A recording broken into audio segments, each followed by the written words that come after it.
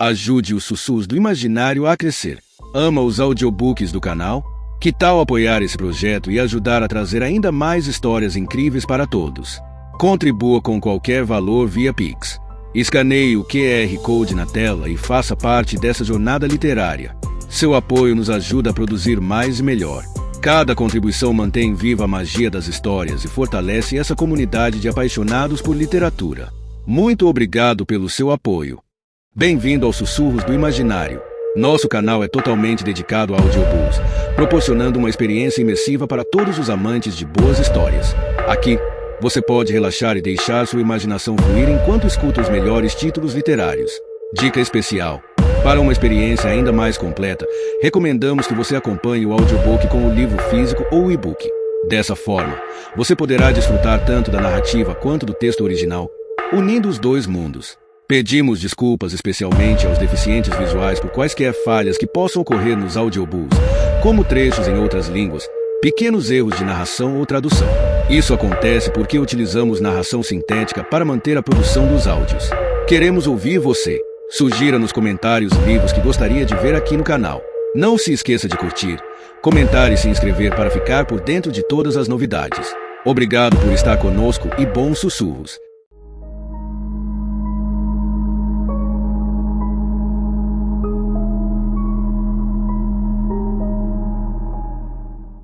Capítulo 21. O americano que estava na linha privativa de Tokuji Numataka parecia muito ansioso. Senhor Numataka, tenho pouco tempo, certo? Suponho que você tenha conseguido as 2 chaves. Houve um pequeno atraso, respondeu o americano. Isso não é aceitável, bradou Numataka. Você disse que elas estariam em meu poder até o fim do dia. Ainda tenho que resolver um problema.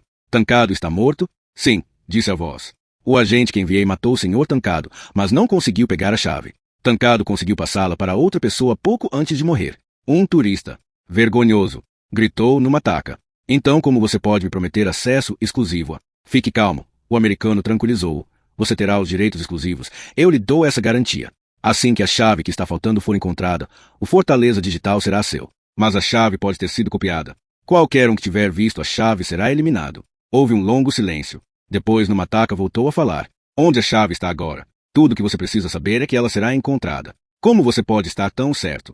Porque não sou o único que está procurando por ela. A inteligência americana também ouviu falar dessa chave. Por motivos óbvios, eles não querem que o Fortaleza Digital venha a público. Enviaram um homem para procurá-la. Seu nome é David Becker. Como você sabe de tudo isso? Não importa. Numataka fez outra pausa. E se o Sr. Becker encontrar a chave? Meu agente irá tomá-la dele. E depois? Você não precisa se preocupar com isso, disse o americano, frio. Quando o Sr. Becker encontrar a chave, receberá a recompensa que merece.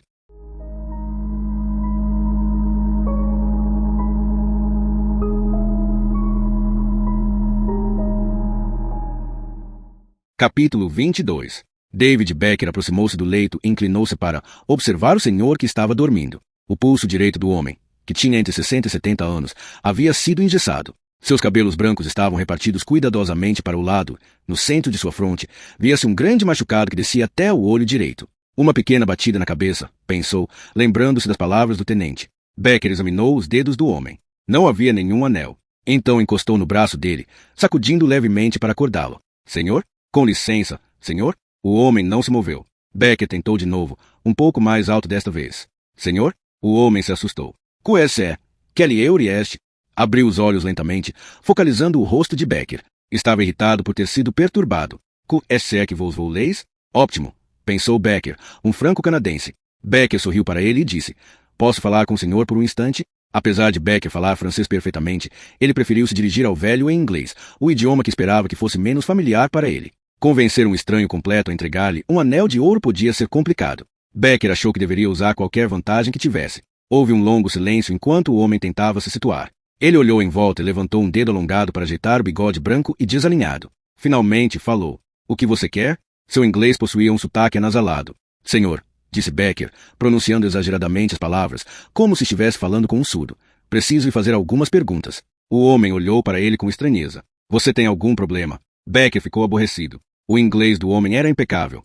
Parou de falar no tom condescendente que tinha tentado usar.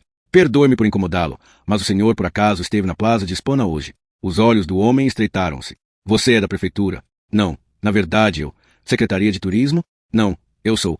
Olhe, já sei porque você está aqui. O velho começou a se remexer, tentando se sentar. Eu não vou me deixar intimidar. Já disse isso uma vez e direi outras 1000 se for preciso. Pierre Clochard escreve sobre o mundo da forma que ele vive o mundo. Alguns guias de turismo poderiam varrer isso para baixo do tapete em troca de uma noite com tudo pago na cidade, mas o Montreal Times não está à venda. Me recuso. Perdoe-me. Senhor, não acho que o senhor tenha compreendido. Merde alors. Claro que entendi. Sacudiu um dedo ossudo na direção de Becker, sua voz ecoando pelo ginásio. Você não é o primeiro. Tentaram o mesmo no Moulin Rouge, em Bronze Palace e no Golfino e em Lagos. Mas quer saber o que foi publicado? A verdade. O pior filé Wellington que já comi. A banheira mais suja que já encontrei. E a praia mais cheia de pedregulhos em que já andei. É isso que meus leitores esperam. Os pacientes em leitos próximos começaram a se virar para ver o que estava acontecendo. Becker olhou em volta, nervoso, para verificar se alguma enfermeira estava se aproximando. A última coisa de que precisava agora era ser colocado para fora. Clochard estava furioso. Aquele imbecil que disse ser um policial trabalha para sua cidade. Ele me fez subir naquela motocicleta. E olhe para mim agora. Tentou levantar o pulso. Me diga, quem vai escrever minha coluna agora? Senhor, eu nunca estive numa situação tão desconfortável em meus 43 anos de viagens. Olhe este lugar. Você sabia que minha coluna é publicada em mais de... Senhor, Becker levantou as duas mãos, urgentemente pedindo uma trégua. Não estou interessado em sua coluna. Eu sou do consulado canadense. Estou aqui para verificar se o senhor está bem. Subitamente, um silêncio profundo tomou conta do ginásio. O velho olhou para cima e examinou o intruso, desconfiado. Becker continuou, quase sussurrando.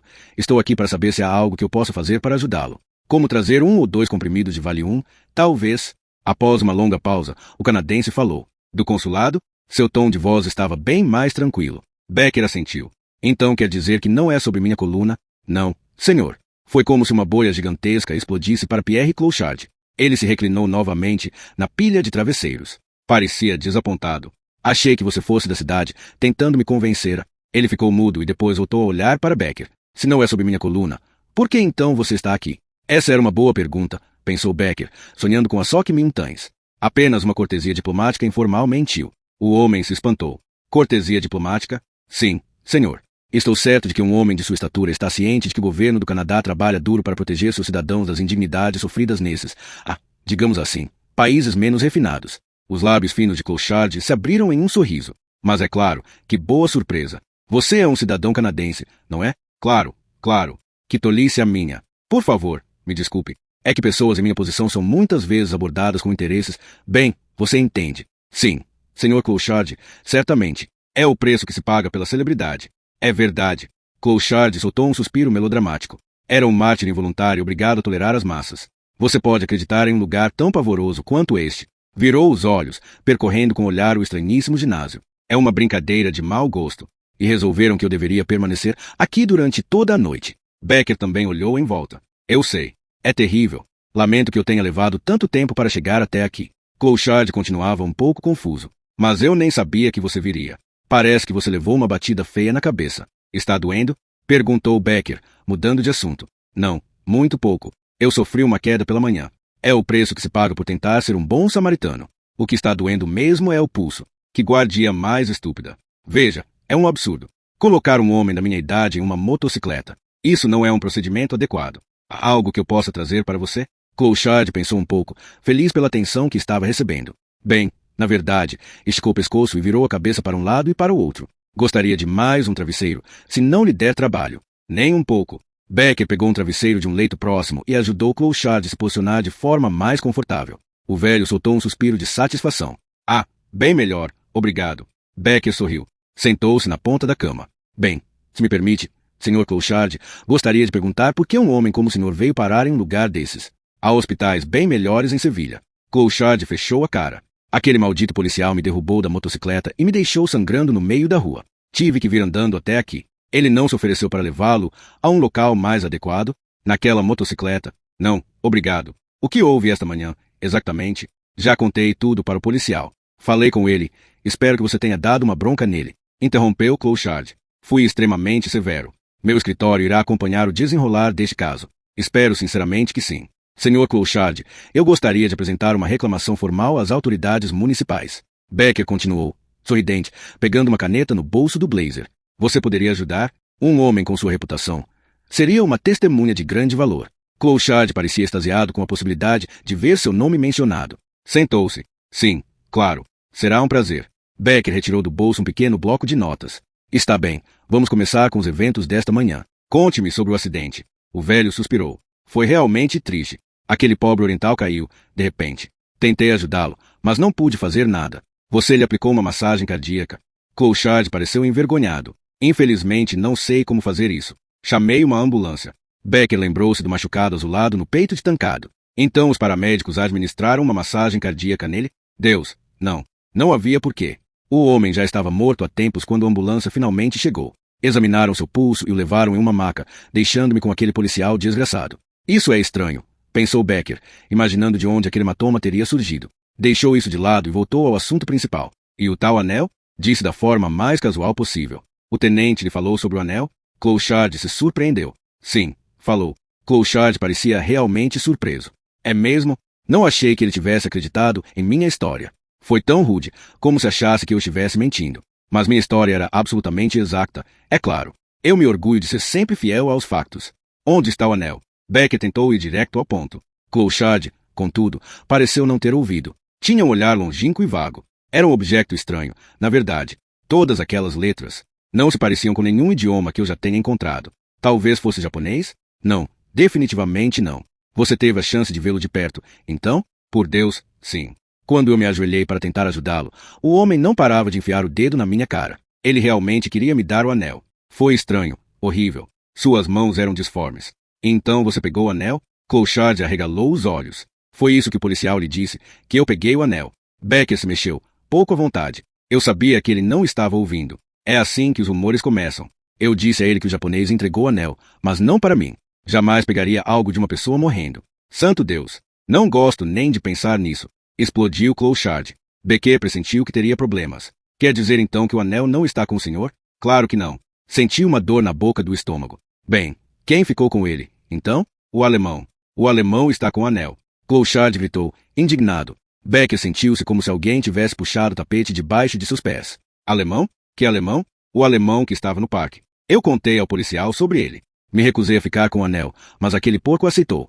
Becker deixou de lado a caneta e o papel. A charada havia terminado. Agora estava com problemas. Então há um alemão com o anel? E para onde ele foi? Não tenho a menor ideia. Corri para chamar a polícia. Quando voltei, ele já tinha ido embora. Você sabe quem ele era. Um turista qualquer. Você tem certeza? Minha vida inteira gira em torno dos turistas, retorquiu Clouchard. Posso reconhecer-o à distância. Ele e sua amiga estavam passeando pelo parque. Becker estava ficando cada vez mais confuso. Uma amiga? Havia outra pessoa com o alemão? Uma acompanhante. Que linda ruiva. Meu Deus, como era bonita. Uma acompanhante? Becker estava pasmo. Quer dizer, uma prostituta? Sim, se você quiser usar essa palavra vulgar. Clouchard fez uma careta. Wise.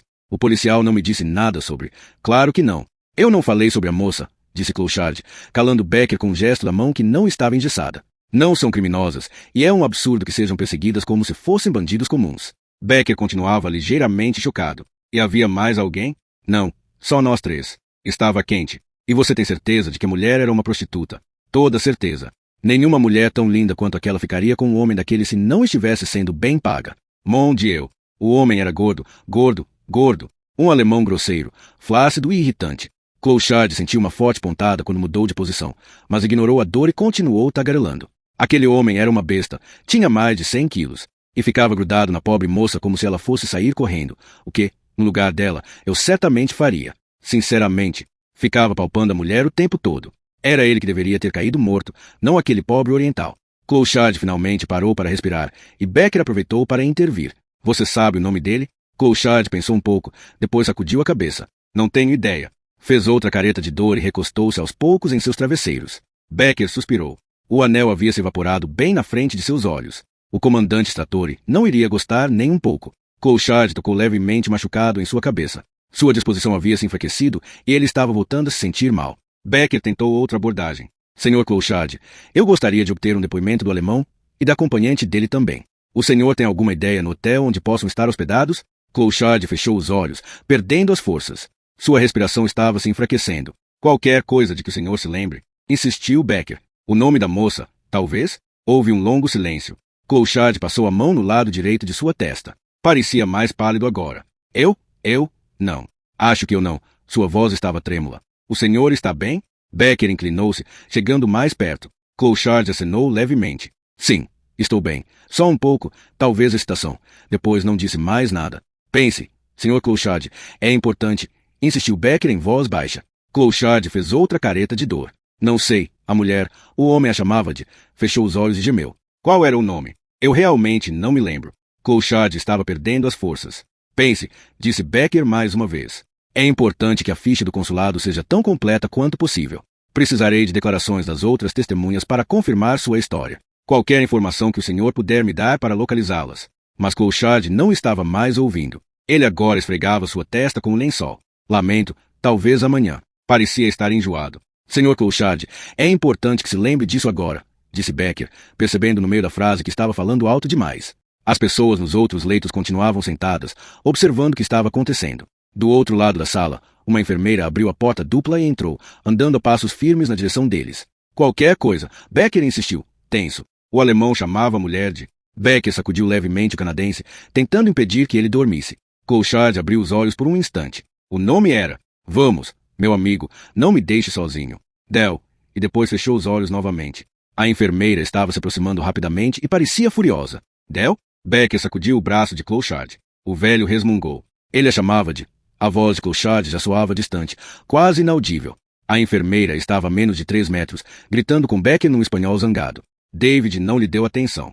Tinha os olhos fixos nos lábios do canadense e o sacudiu uma última vez antes que ela chegasse. A enfermeira agarrou David pelo ombro e fez com que ele ficasse em pé exatamente quando Clouchard voltou a abrir levemente a boca. A única palavra que saiu não foi pronunciada. Era mais como um suspiro suave, uma distante lembrança sensual. Deudrop. Puxando Becker, a enfermeira tentou tirá-lo dali. Deudrop. Gota de orvalho? Que diabo de nome é esse? Pensava Becker enquanto se livrava da mulher e se voltava uma última vez para Clouchard. Deudrop? Você tem certeza? Mas Clouchard já havia caído no sono.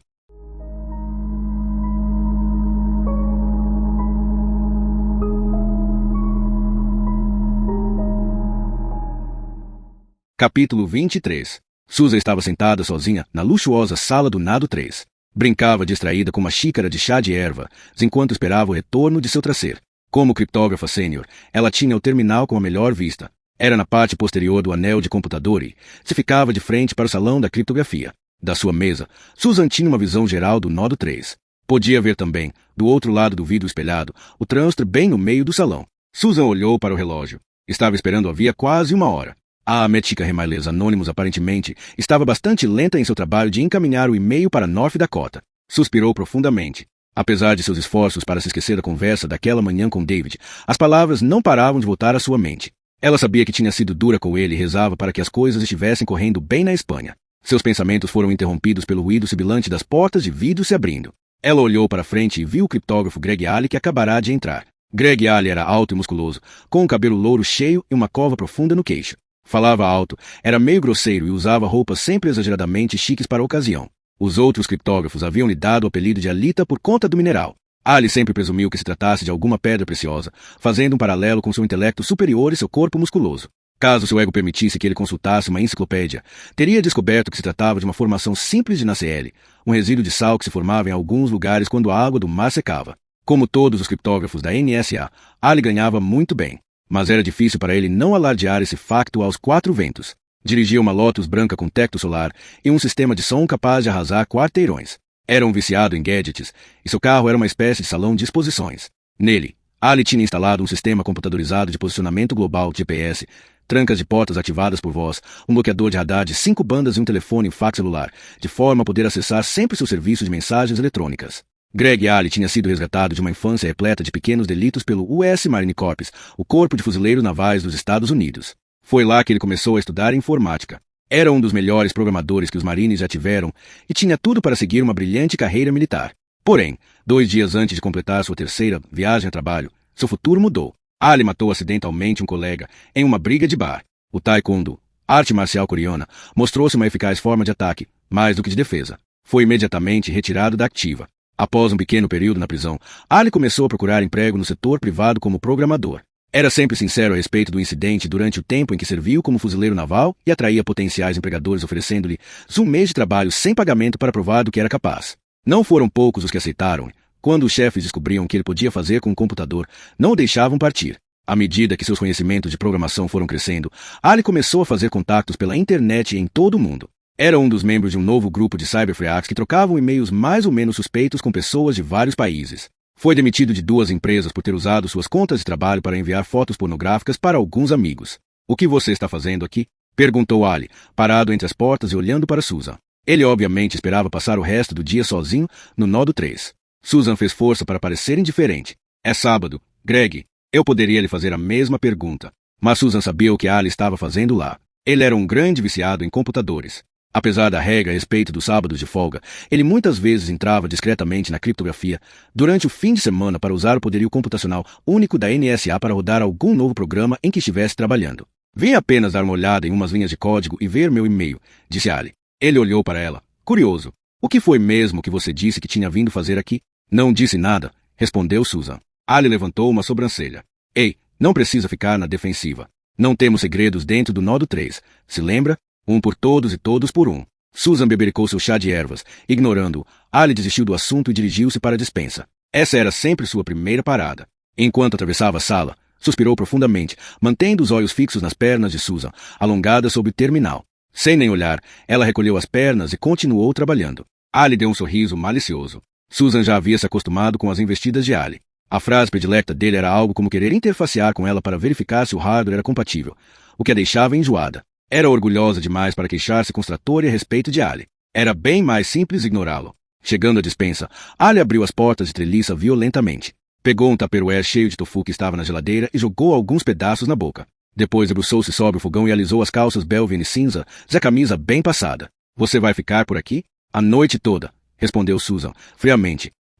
Murmurou ele, ainda com a boca cheia. Nada como um final de sábado tranquilo na sala de jogos. Apenas nós dois. Apenas nós 3, corrigiu Susan. O comandante Stratori está lá em cima. Talvez você queira sumir daqui antes que ele o veja. Ali sorriu. Ele não parece se importar muito por você estar aqui. Acho que ele realmente gosta da sua companhia. Susan se esforçou novamente para permanecer em silêncio. Ali riu para si mesmo e deixou de lado o tofu. Então pegou um vidro de azeite de oliva e bebeu alguns goles. Era um natureba radical e dizia que o azeite ajudava a limpar seu organismo. Quando não estava tentando empurrar suco de cenoura para o restante da equipe, fazia sermões sobre as virtudes da limpeza intestinal. Colocou de volta o vidro de azeite e foi para seu computador, que ficava no extremo oposto ao de Susan. Mesmo com toda a distância que o separava, Susan podia sentir o cheiro da água de colônia que ele usava. Ela torceu o nariz. Boa colônia, Greg. Virou a garrafa. Ali ligou seu terminal. Especialmente para você, querida. Enquanto ele se sentava e esperava que o computador começasse a funcionar, um mau pensamento passou pela mente de Susan. E se Ali acessasse o Errisemon do Transtor? Não havia nenhum motivo razoável para que ele fizesse isso, mas, de qualquer forma, Susan sabia que ele jamais iria engolir uma mentira qualquer sobre um diagnóstico que estava sendo executado no Transtor durante 16 horas. Halley iria exigir que lhe dissessem a verdade, mas isso era algo que Susan não tinha a menor intenção de fazer. Ela não confiava em Greg. Ele não era o tipo de pessoa que deveria estar na NSA. Susan fora contra sua contratação desde o início, mas a agência não teve escolha. Halley foi produto de um controle de danos. O fiasco do projeto Sibjak. 4 anos antes, num esforço coordenado para criar um único padrão de encriptação por chave pública, o Congresso norte-americano havia atribuído aos melhores matemáticos da nação, os da NSA, a tarefa de escrever um novo superalgoritmo. O plano era que o Congresso criasse uma lei que tornasse esse algoritmo um padrão nacional, aliviando, dessa forma, os problemas de incompatibilidade que as corporações estavam enfrentando por usarem diferentes algoritmos. Claro que pedir à NSA que ajudasse a melhorar a encriptação por chave pública era mais ou menos o mesmo que pedir a um condenado para construir a própria forca. O Transtor ainda não havia sido concebido, e um padrão de encriptação iria apenas difundir o uso de mensagens codificadas, tornando assim o difícil trabalho da NSA ainda mais difícil. A EFF percebeu esse conflito de interesses e fez um forte lobby dizendo que a NSA iria criar um algoritmo de qualidade inferior, ou seja, algo que ela pudesse quebrar com alguma facilidade. Em resposta, o Congresso anunciou que, quando o algoritmo da NSA estivesse pronto, a fórmula seria publicada para ser examinada por outros matemáticos no mundo inteiro, a fim de assegurar sua qualidade. Com natural relutância, a equipe de criptografia da NSA, liderada pelo comandante Stratori, criou um algoritmo batizado de Sibjak, que foi apresentado ao Congresso para aprovação.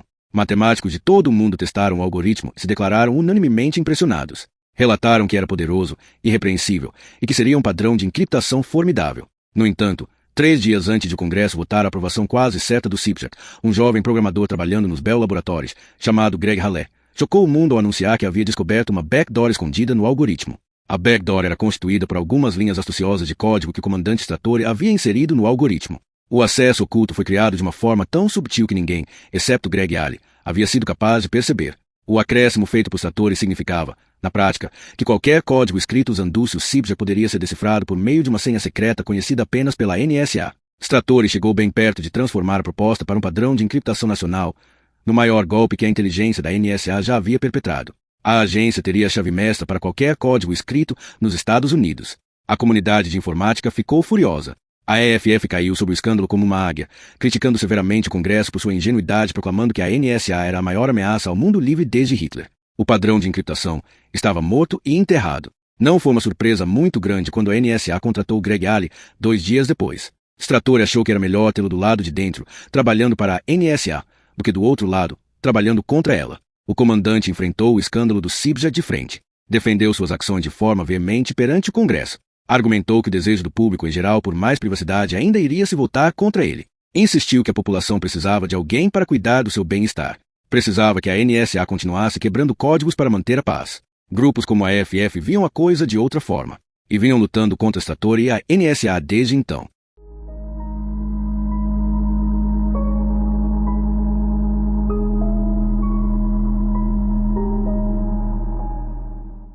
Capítulo 24. David Becker estava em uma cabine telefônica do outro lado da rua, onde ficava a clínica de saúde pública.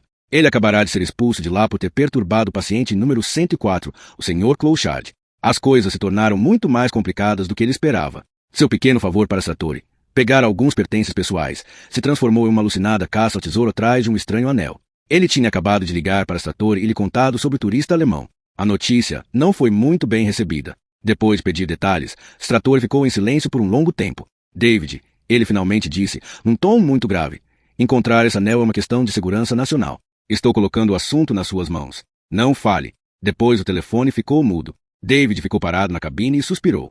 Pegou a guia telefônica toda rasgada e começou a procurar nas páginas amarelas. Lá vamos nós, disse para si mesmo. Havia apenas 3 serviços de escorte listados no catálogo, e ele não tinha muitas informações com as quais trabalhar. Tudo o que sabia era que a acompanhante do alemão tinha cabelos ruivos, o que era convenientemente raro na Espanha. Clouchard, já meio delirante, havia se lembrado de que o nome da moça era Deudrop. Becker continuava achando estranho. Deudrop certamente não era seu nome de batismo. Clouchard devia ter se enganado. Becker discou o primeiro número da lista. Serviço Social de Sevilha, respondeu uma charmosa voz feminina. Becker acrescentou um forte sotaque alemão a seu espanhol e disse, Roia, Agarazema? Não, mas falo inglês, respondeu a mulher. Ele continuou com o inglês carregado de sotaque. Obrigado. Eu queria saber se a senhora poder ajudar. O que o senhor deseja? A mulher falava devagar, esforçando-se para ajudar seu potencial cliente. Talvez o senhor queira uma acompanhante? Sim, por favor. Hoje minha irmã Klaus, ele está com garrota muito bonita. Cabelo vermelho. Querer o mesma. Parra amanhã, por favor. Seu irmão Klaus vem aqui? A voz soou animada, como se fossem velhos amigos. Sim, ele ser muito gorda. Você lembrar dele, não? Ele esteve aqui hoje. Não foi? Becker podia ouvir enquanto ela verificava os registros. Não haveria nenhum Klaus registrado, claro, mas Becker pensou que os clientes dificilmente usavam seus nomes verdadeiros. Não, desculpe, não vejo nada aqui. Qual o nome da garota com quem seu irmão estava? Ela ter cabelo vermelho, disse Becker, fugindo da pergunta. Cabelos vermelhos? Repetiu a mulher. Houve uma pausa. Aqui é o Serviço Social de Sevilha. Você tem certeza de que seu irmão esteve aqui? Sim, eu tenho certeza. Senhor, não temos nenhuma ruiva. Temos apenas belas mulheres da Andaluzia. Cabelo vermelho, repetiu Becker, sentindo-se meio idiota. Lamento, realmente não temos nenhuma ruiva. Mas, se você... O nome se Deudrop, disse Becker, sentindo-se ainda mais idiota. O nome ridículo aparentemente não significava nada para a mulher. Ela se desculpou, disse que Becker talvez estivesse fazendo confusão com outra agência e desligou gentilmente. Primeira tentativa. Becker discou o próximo número. Atenderam rápido. Buenas noches, mulheres hispana. Em que posso ajudá-lo? Becker seguiu o mesmo roteiro, fazendo-se passar por um turista alemão disposto a pagar bem pela ruiva, que havia ficado com seu irmão naquele dia. Dessa vez a resposta veio em um alemão polido, mas, novamente, não havia ruivas. Kenny Rotopf, lamento, e desligou. Segunda tentativa. Becker olhou de novo para a lista telefônica. Só havia mais um número. Suas esperanças estavam chegando ao fim. Discou. Scotts Belém, respondeu um homem com tom de voz afável. Becker contou sua história outra vez. Sim, senhor. Meu nome é Senhor Roldan. Temos 2 ruivas muito charmosas. O coração de Becker se acelerou. Muito bonitas? Repetiu, usando seu sotaque alemão. Cabelo vermelho? Sim. Qual é o nome de seu irmão? Irei lhe dizer quem foi sua acompanhante hoje, e veremos se ela está livre para você amanhã. Klaus Schmidt. Becker soltou um nome que ele havia visto em alguma antiga apostila. Houve uma longa pausa. Bem, senhor, não estou encontrando nenhum Klaus Schmidt em nossos registros, mas talvez seu irmão tenha resolvido ser discreto. Um homem casado, talvez? O homem soltou uma risada forçada do outro lado da linha. Ah, sim, Klaus casado. Mas ele ser muito gorda. Sua esposa não dormir com ele. Becker viu seus próprios olhos refletidos na cabine. Se Susan pudesse me ouvir agora, pensou. Eu também ser gordo e estar sozinho. Querer dormir com ela. Pagar muito bem. Becker estava se saindo muito bem, considerando-se que não era um profissional, mas tinha ido longe demais. A prostituição era ilegal na Espanha, e o senhor Roldan era um homem muito cuidadoso. Já havia sido flagrado por policiais da guardia se fazendo passar por turistas. Querer dormir com ela. Roldan sabia que era uma armadilha. Se fosse adiante, receberia uma pesada multa e, ainda por cima, seria forçado a fornecer uma de suas melhores scores para comissários de polícia, de graça, durante todo o fim de semana. Quando Roldan tornou a falar, seu tom de voz não era tão amistoso. Senhor, aqui é Scotts Belém. Posso perguntar com quem estou falando? Ah, Sigmund Schmidt, inventou Becker apressadamente. E onde conseguiu nosso número? La guia telefônica.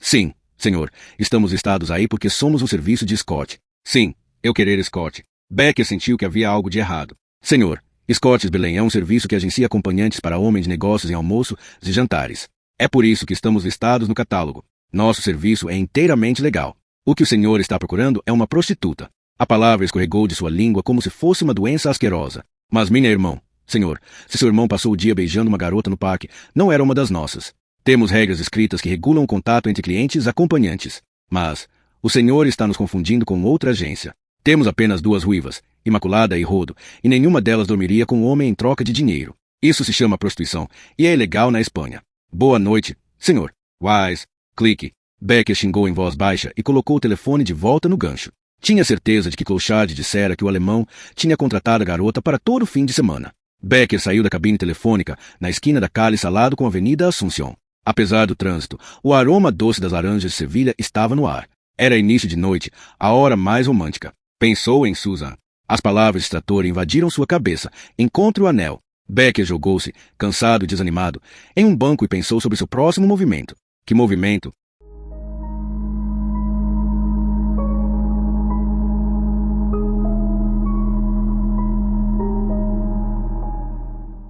Capítulo 25. Dentro da clínica de saúde pública, o horário de visitas havia terminado. As luzes do ginásio foram desligadas. Pierre Clochard estava mergulhado em sono profundo. Não percebeu a figura que se curvou sobre ele. A agulha de uma seringa reluziu brevemente, antes de desaparecer dentro do tubo intravenoso colocado no pulso de Clochard. A seringa continha 30 centímetros cúbicos de fluido de limpeza, roubado do carrinho de um servente. Um polegar forte empurrou o êmbolo para baixo, jogando o líquido azulado para dentro das veias do velho. Clochard acordou por um breve momento. Teria gritado de dor se não houvesse alguém tapando sua boca. Ele estava preso em seu leito, imobilizado por um peso aparentemente infinito. Podia sentir um ardor subindo ao longo de seu braço, produzindo uma dor insuportável, espalhando-se pelo peito, em seguida, como 1 milhão de fragmentos de vidro atingindo seu cérebro. Clochard viu um flash brilhante de luz, e depois mais nada. O visitante soltou e olhou, na escuridão, para o nome escrito no prontuário fixado ao leito da cama. Depois sumiu silenciosamente. Na rua, o homem com óculos de armação de metal colocou a mão num pequeno dispositivo retangular,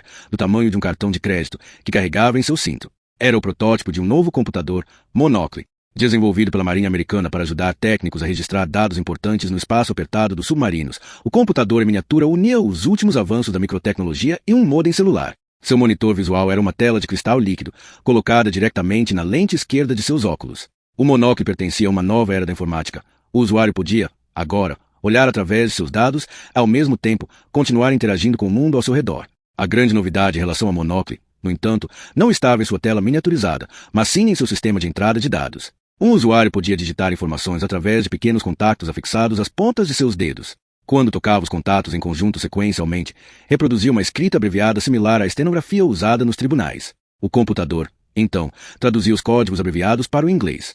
O assassino apertou um pequeno botão, e a tela em seus óculos deu sinal de vida. Com as mãos discretamente colocadas ao lado do corpo, ele começou a fazer pequenos e rápidos movimentos combinados com os dedos.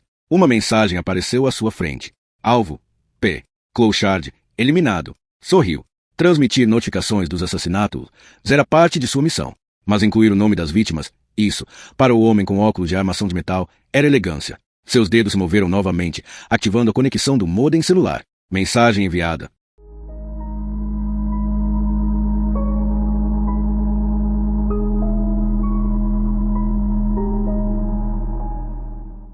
Capítulo 26. Sentado no banco, Becker pensava sobre o que deveria fazer agora. Suas ligações para as agências de Scott não deram em nada. O comandante, preocupado com as comunicações através de linhas públicas não seguras, havia pedido a David que não tornasse a ligar até encontrar o anel. Becker pensou em procurar a polícia local e pedir ajuda.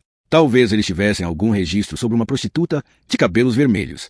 Contudo, as ordens de Trattori haviam sido estritas também em relação a isto. Você é invisível. Ninguém deve saber que o anel existe. Becker pensou se deveria visitar o bairro boêmio de Triana à procura da misteriosa mulher. Ou talvez devesse percorrer os restaurantes da cidade procurando um alemão obeso. Qualquer das alternativas lhe parecia uma completa perda de tempo. As palavras de Trattori continuavam martelando em sua cabeça. Uma questão de segurança nacional. Você precisa encontrar o anel. No fundo de sua mente, uma coisa dizia a Becker que ele estava deixando de lado algum dado crucial. Ainda assim, por mais que tentasse, não conseguia descobrir o que era. Sou um professor. Droga, não um maldito agente secreto. Ele estava começando a questionar por que Trattori não enviará um profissional. Becker levantou-se e começou a andar sem destino pela Calle Delicias, avaliando suas opções. Olhava a calçada fora de foco enquanto andava. A noite estava caindo. Dewdrop, gota de orvalho. Havia algo neste nome absurdo que ficava martelando na sua cabeça. Dewdrop, a voz suave do senhor Rodin, da Scotts Belém, ecoava bem lá no fundo. Só temos duas ruivas. Duas ruivas, Imaculada e Rodo. Rodo, Rodo. Becker parou, tomado por uma ideia. E ainda me considero um especialista em línguas? Não acreditava que tinha deixado escapar essa. Rodo era um dos nomes femininos mais populares na Espanha. Trazia todas as implicações adequadas a uma jovem católica, pureza, virgindade, beleza natural. As conotações de pureza eram todas derivadas do sentido literal do nome, gota de orvalho. Dewdrop. Rodo havia traduzido seu nome para o único idioma que ela e seu cliente possuíam em comum, o inglês. Excitado, Becker correu para o telefone mais próximo. Do outro lado da rua, um homem usando óculos de armação de metal seguia, fora do alcance de sua vista.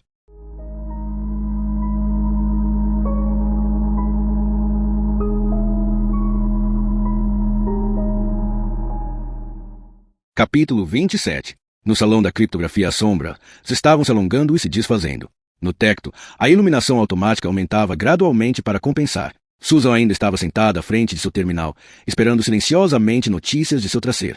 Estava levando mais tempo do que ela imaginara. Sua mente flutuava entre pensamentos diversos. Sentia falta de David e queria que Greg Alley fosse embora. Greg não havia se mexido mais, felizmente ficará quieto, concentrado e seja lá o que estivesse fazendo em seu terminal. Susan nem queria saber o que era, contanto que ele não acessasse o Erizemon. Coisa que ele obviamente não havia feito, do contrário teria soltado um palavrão ou coisa assim. Susan estava bebericando a terceira xícara de chá quando finalmente seu terminal deu sinal de vida, emitindo um pequeno bip. Seu pulso acelerou. Um ícone de um envelope apareceu piscando na tela anunciando a chegada de um e-mail. Susan olhou rapidamente para Ali, que continuava mergulhado em seu trabalho. Ela prendeu a respiração e clicou 2 vezes sobre o envelope. North Dakota. Pensou, vamos ver quem é você. Quando o e-mail se abriu, continha uma única linha, que Susan leu e releu. Jantar no Alfredo, às 20 horas. Do outro lado da sala, Ali segurou uma risada. Susan olhou para o cabeçalho da mensagem. De gha.le@crypto.nsa.gov ela sentiu um impulso de raiva, mas reprimiu. Apagou a mensagem. Não tem graça, Greg. Ei, o carpaccio deles é ótimo, disse Ali, sorrindo. Então, depois podíamos. Esquece. Convencida. Ali suspirou e voltou a olhar para seu terminal. Esta era a tentativa número 89 com Susan Fletcher. A brilhante criptógrafa era uma frustração constante para ele. Diversas vezes ele já havia fantasiado transar com ela, prensá-la contra a carcaça curvada do trânsito e transar ali mesmo, apoiados na sua casca de cerâmica preta. Mas Susan não queria nada com ele. Na cabeça de Greg, as coisas eram ainda piores porque ela estava apaixonada por um professor universitário que trabalhava a hora, desafio para ganhar uma miséria. Seria uma pena se Susan fosse diluir seus genes superiores procriando com um otário, especialmente quando tinha à sua disposição alguém tão fantástico quanto ele. Teríamos filhos perfeitos, pensava Ali. Em que você está trabalhando? Perguntou, tentando outra abordagem. Susan não respondeu. Como é bom trabalhar em equipe com você. Posso ao menos dar uma olhada? Halé levantou-se e começou a andar na direção de Susan. Ela sentiu que a curiosidade dele poderia causar sérios problemas naquele dia. Tomou uma decisão rápida. É um diagnóstico, disse, retomando mentira contada pelo comandante. Halé parou no meio do caminho. Um diagnóstico, retrucou, em tom de dúvida. Você não está realmente perdendo seu sábado com um diagnóstico em vez de estar se divertindo com seu professorzinho? O nome dele é David. Que seja. Susan olhou firme para ele. Você não tem nada melhor para fazer? Você está tentando se livrar de mim? Retrucou Halé. Na verdade, sim. Nossa, Sui, estou abalado. Susan olhou para ele com raiva. Odiava ser chamada de Sui. Nada contra o apelido, mas Halé era o único a usá-lo. Por que não me sento e ajudo você? Tentou Greg. Ele voltou a andar na direção dela. Sou bom com programas de diagnóstico. Além disso, estou bem curioso para ver o que este em particular tem de tão interessante para fazer a poderosa Susan Fletcher vir trabalhar num sábado. Susan sentiu a adrenalina se espalhando por seu corpo. Olhou para o traseiro em sua tela e pensou que não podia deixar que Halé o visse, pois ele faria perguntas demais. Está tudo sob controle, Greg. Mas Halé continuava se aproximando, e Susan tinha que agir rápido. Ele estava a apenas alguns metros de distância quando ela se levantou, fechando a passagem. O cheiro de colônia empesteava o ar. Ela olhou bem nos olhos. Já disse que não. Halé ficou intrigado por esse súbito ímpeto de privacidade. Decidiu brincar e deu um passo à frente. Greg não estava pronto para o próximo acto. Com absoluta calma, Susan estendeu o indicador e o colocou contra seu peito musculoso, bloqueando o caminho. Greg parou, surpreso, e recuou. Susan parecia estar levando a coisa toda muito a sério. Ela nunca o havia tocado antes. Não era exatamente o tipo de toque que ele tinha em mente para um primeiro contato, mas já era um começo. Ele a olhou com curiosidade por alguns instantes, depois voltou para seu terminal. Sentou-se novamente. Mas uma coisa estava bem clara em sua mente. A adorável Susan Fletcher estava trabalhando em algo muito importante, e não era diagnóstico algum.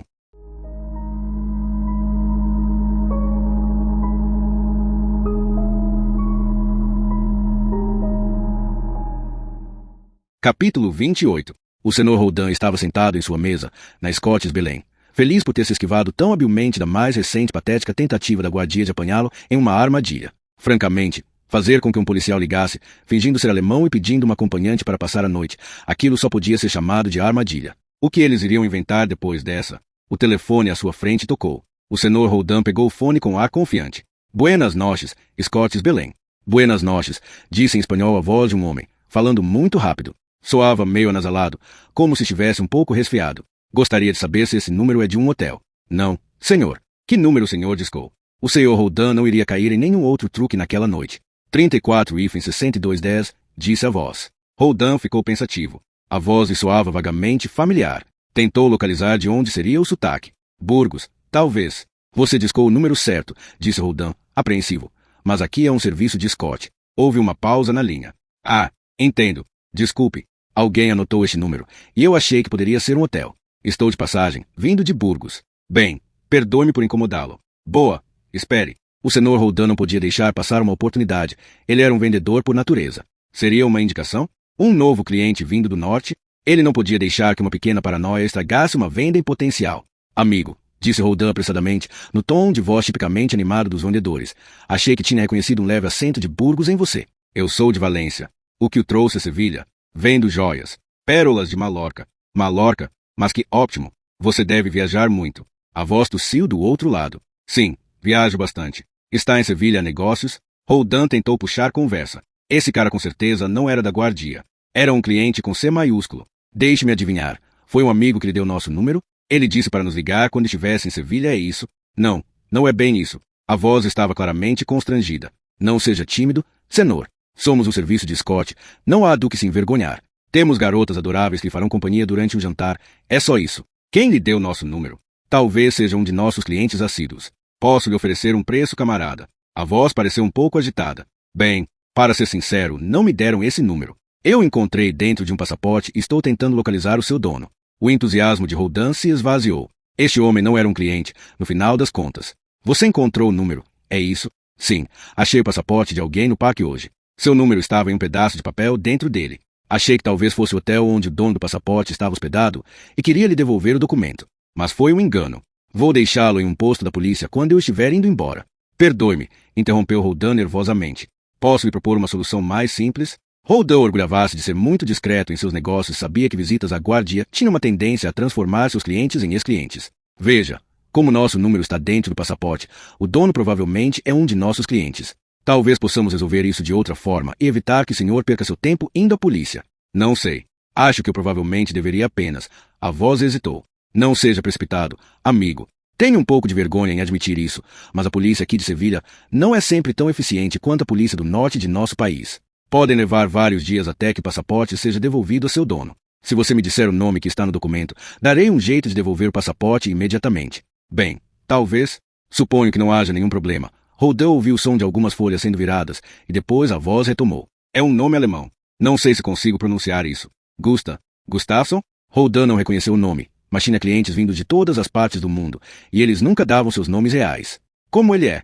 Como é a foto? Talvez eu consiga reconhecê-lo. Pela foto, ele tem um rosto redondo, parece ser bem gordo. Roldan sabia quem era. Lembrava-se claramente daquela cara obesa. Era o homem com rodo. Estranho, pensou ele. Era a segunda ligação a respeito do alemão naquela noite. Ah, o Sr. Gustafsson? Roldan soltou uma risada forçada. Claro, eu o conheço bem. Se você me trouxer o passaporte, farei com que ele o receba em seguida. Estou no centro, sem carro, interrompeu o homem. Talvez você pudesse vir pegá-lo? Na verdade, esquivou-se Roldan. Não posso sair no momento. Mas não é muito longe. Se você... Desculpe, mas já é tarde para ficar andando por aí. Creio que há uma delegacia da guarda aqui perto. Vou deixar o passaporte lá. E, quando você encontrar o Sr. Gustafsson, pode dizer a ele onde está o passaporte. Não, espere, disse Roldan, quase gritando. Realmente não há necessidade de envolver a polícia nisso. Você disse que está no centro, certo? Conhece o Hotel Alfonso XIII? É um dos melhores da cidade. Sim, conheço o Alfonso XIII. Fica aqui perto. Fantástico. O Sr. Gustafsson está hospedado lá esta noite. Provavelmente poderá encontrá-lo no hotel agora. A voz hesitou outra vez. Entendo. Bem, eu? Está bom. Não me custa nada passar lá. Ótimo. Ele está jantando com uma de nossas escortes no restaurante do hotel. Roldan sabia que os dois provavelmente estariam na cama àquelas alturas, mas precisava ser cuidadoso para não ofender a sensibilidade refinada do homem com quem falava no telefone. Basta deixar o passaporte com o recepcionista. O nome dele é Manuel. Diga que fui eu que lhe pedi para ir até lá. Peça que entregue o passaporte a Rodo, acompanhante do Sr. Gustafsson esta noite. Ela devolverá o passaporte. Se desejar, deixe seu nome e endereço dentro. Talvez o Sr. Gustafsson queira lhe agradecer. Boa ideia. Alfonso XIII. Está certo.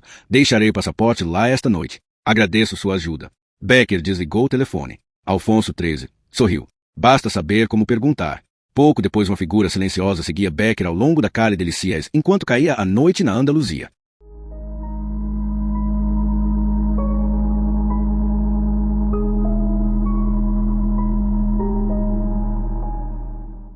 Capítulo 29. Ainda irritado por conta da conversa com Ali, Susan olhou para fora através do painel de vidro do Nodo 3. O salão da criptografia estava vazio. Ali ficará novamente silencioso, concentrado. Ela gostaria que ele se fosse.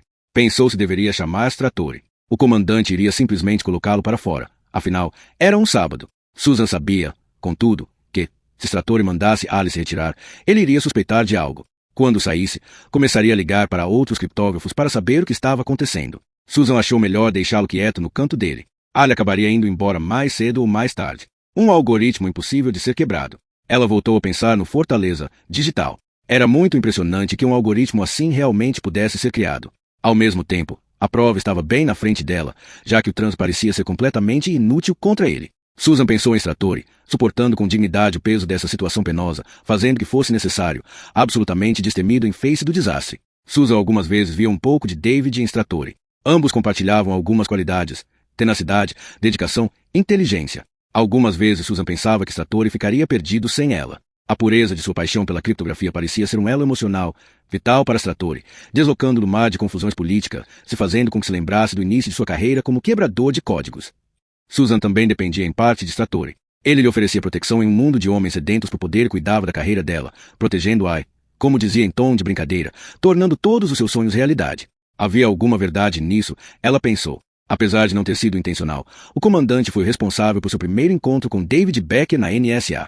Susan sentiu saudade de David, e seus olhos automaticamente se voltaram para o porta-retrato ao lado de seu teclado com uma foto do namorado. Seus pensamentos foram interrompidos pelo som das portas automáticas se abrindo. Strattori entrou. Susan, alguma novidade? O comandante viu Greg Ali e parou no mesmo instante. Ora, boa tarde, Sr. Ali. Franziu a testa, com um olhar interrogativo. Em pleno sábado. A que devemos a honra. Ali sorriu inocentemente. Estou só terminando algumas tarefas que ficaram pendentes. Entendo, respondeu Strattori, enquanto avaliava suas opções. Pouco depois, pareceu ter decidido que ele também não iria criar confusão com Ali. Virou-se para Susan e disse, secamente, Senhorita Fletcher, poderia falar com você um instante? Lá fora. Susan hesitou. Ah, sim, senhor. Ela olhou rapidamente para seu monitor, depois para Greg, do outro lado da sala, e disse, só um momento. Pressionou rapidamente uma sequência de teclas, ativando um programa chamado Screlock. Era um utilitário instalado em todos os terminais do Nodo 3 para garantir a privacidade dos usuários.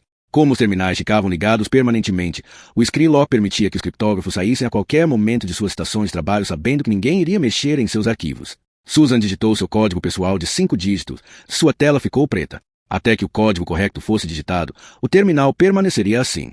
Ela calçou seus sapatos e seguiu o comandante para fora da sala. Que diabos ele está fazendo aqui? Perguntou Stratori assim que saíram do nódo 3. O de sempre, respondeu Susan. Nada. Stratori parecia preocupado. Ele disse alguma coisa sobre o trânsito? Não. Mas, se ele acessar o Erizemon e vir que está registrando 17 horas, terá algo a dizer. Stratori pensou. Não há motivos para ele acessar o programa. Susan olhou para o comandante. Você quer mandá-lo embora? Não. Vamos deixá-lo em paz. Stratori olhou na direção da sala de Segsis. Chartrukian já foi embora? Não sei. Não ouvi mais. Droga, resmungou Stratori. Isso está virando um circo. Passou a mão pela barba rala que havia crescido em seu rosto nas últimas 36 horas. Alguma novidade do Tracer? Estou me sentindo inútil. Até agora nada. Notícias de David? Stratori balançou a cabeça. Pedi que ele não me ligasse até que estivesse com o anel. Por que não? E se ele precisar de ajuda? Susan pareceu surpresa. Stratori olhou-a, indiferente. Não posso ajudá-lo daqui. Ele vai ter que resolver as coisas sozinho. Além disso, prefiro não falar em linhas não seguras só para garantir que não há ninguém monitorando a conversa. Susan arregalou os olhos, preocupada. O que isso quer dizer? Stratori fez uma cara simpática, desculpando-se, e deu um sorriso tranquilizador. David está bem. Estou apenas sendo precavido. A uns 10 metros de distância, ocultado pelo vidro espelhado do nódo 3, Greg Ali estava de pé em frente ao terminal de Susan. A tela estava preta. Ali olhou para o comandante e para Susan e depois pegou sua carteira. Tirou dela um pequeno cartão e leu o que estava escrito. Após olhar outra vez para fora, para ter certeza de que Stratori e Susan continuavam conversando, ele digitou cuidadosamente 5 caracteres no teclado de Susan. Um segundo depois o monitor deu sinal de vida. É isso aí. Ele sorriu, maliciosamente. Roubar os códigos pessoais do nódo 3 havia sido simples. Naquela sala, cada um dos terminais possuía um teclado idêntico e removível. Ali simplesmente levou o seu para casa uma noite e instalou um chip que registrava cada tecla pressionada no teclado. Depois, chegou mais cedo, trocou seu teclado modificado pelo de outra pessoa e esperou. No final do dia, trocava os teclados de volta e verificava os dados registrados pelo chip. Apesar de haver dezenas de milhares de teclas pressionadas, encontrar o código era simples. A primeira coisa que cada criptógrafo fazia pela manhã era digitar o código pessoal que desbloqueava seu terminal. Isso, é claro, tornou o trabalho de Ali trivial. O código pessoal sempre aparecia como os 5 primeiros caracteres da lista. Não deixava de ser irônico, pensou Ali, enquanto olhava para o monitor de Susan. Ele havia roubado os códigos só por diversão, mas agora estava feliz por ter feito isso. O programa na tela de Susan parecia importante. Ali olhou para ele por algum tempo. Estava escrito em limbo, que não era uma de suas especialidades. Bastava olhar para o código, contudo, para saber uma coisa. Aquilo não era uma rotina de diagnóstico. Na verdade, ele entendia apenas 2 palavras, mas já bastava. Tracer. Procurando um tracer? Disse em voz alta. Procurando o quê? Ali sentiu-se desconfortável. Sentou-se e pensou um pouco sobre o que havia na tela de Susan. Então decidiu o que fazer. Ali entendia o suficiente sobre a linguagem de programação Limbo para saber que ela se baseava fortemente em 2 outras linguagens, C e Pascal. Essas 2 ele conhecia bem. Após olhar mais uma vez para ter certeza de que Stratori e Susan continuavam conversando lá fora, decidiu improvisar. Digitou alguns comandos modificados de Pascal e apertou Enter. A tela de status do programa respondeu exatamente como ele havia esperado. Tracer. Cancelar. Rapidamente digitou. Sim. Você tem certeza? Novamente, sim. O computador emitiu um bip e mostrou a mensagem. Tracer cancelado. Ali sorriu. O terminal acabará de enviar uma mensagem dizendo para o tracer de Susan que se autodestruísse naquele momento. Seja lá o que for que ela estivesse procurando, teria que esperar. Preocupado em não deixar nenhum rastro, Ali navegou com destreza pelo arquivo de registro de atividade do sistema de Susan e removeu todos os comandos que ele havia acabado de digitar. Em seguida, digitou novamente o código pessoal de Susan. O monitor ficou preto. Quando Susan Fletcher retomou para o nódo 3, Greg Ali estava sentado silenciosamente em seu terminal.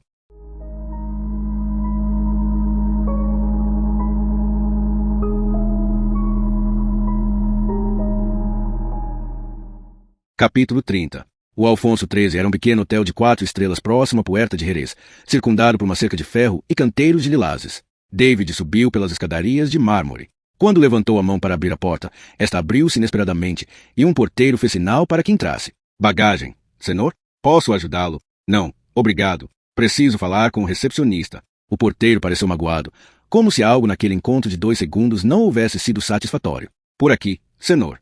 Levou Becker em direção ao saguão, apontou na direção da recepção e retornou a seu posto. O saguão era primoroso, pequeno e elegantemente decorado. A idade de ouro da Espanha já havia terminado há tempos, mas, durante algumas décadas, em meados do século XVII, aquela pequena nação havia governado o mundo.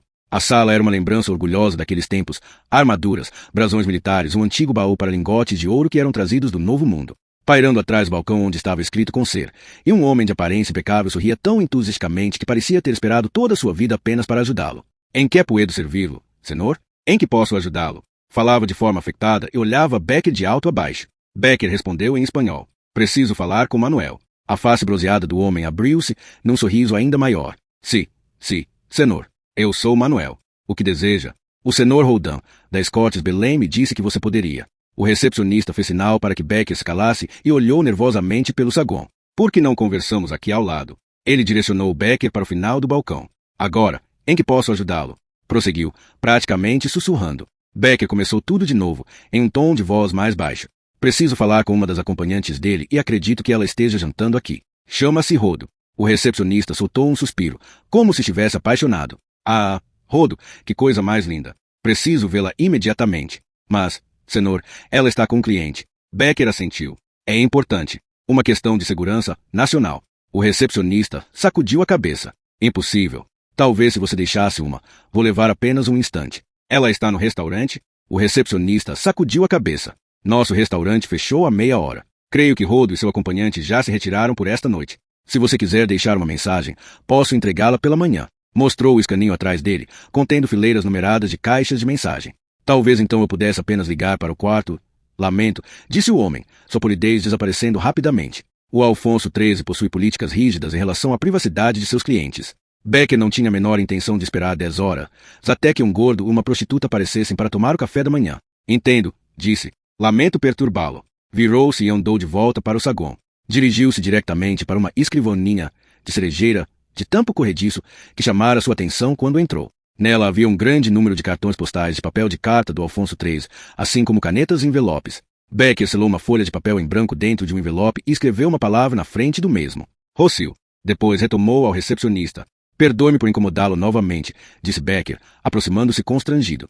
Estou sendo um pouco tolo, devo admitir. Esperava poder dizer a Rodo, pessoalmente, o quanto apreciei o tempo que passamos juntos recentemente. Mas vou ter que partir esta noite, então vou apenas deixar este bilhete para ela. E deixou o envelope sobre o balcão. O recepcionista olhou para o envelope e sussurrou pesarosamente para si mesmo. Outro heterossexual, desesperadamente apaixonado. Que desperdício. Olhou para cima e sorriu. Sim, claro, senhor? Buizan? Disse Becker. Miguel Buizan. Claro. Fique tranquilo que Rodo receberá a mensagem pela manhã. Obrigado. Becker sorriu e virou-se na direção da saída. O recepcionista, após olhar discretamente para a bunda de David, pegou o envelope que estava sobre o balcão e virou-se para os escaninhos numerados atrás dele. Ele tinha acabado de colocar o envelope em um deles quando Becker voltou-se com uma última pergunta. Onde é que eu poderia encontrar um táxi? O recepcionista virou-se e respondeu. Mas Becker não estava prestando atenção na resposta. O timing havia sido perfeito. A mão do recepcionista acabava de sair do escaninho da suíte 301. Becker agradeceu e foi saindo lentamente, enquanto procurava o elevador. Entrar e sair, repetiu para si mesmo.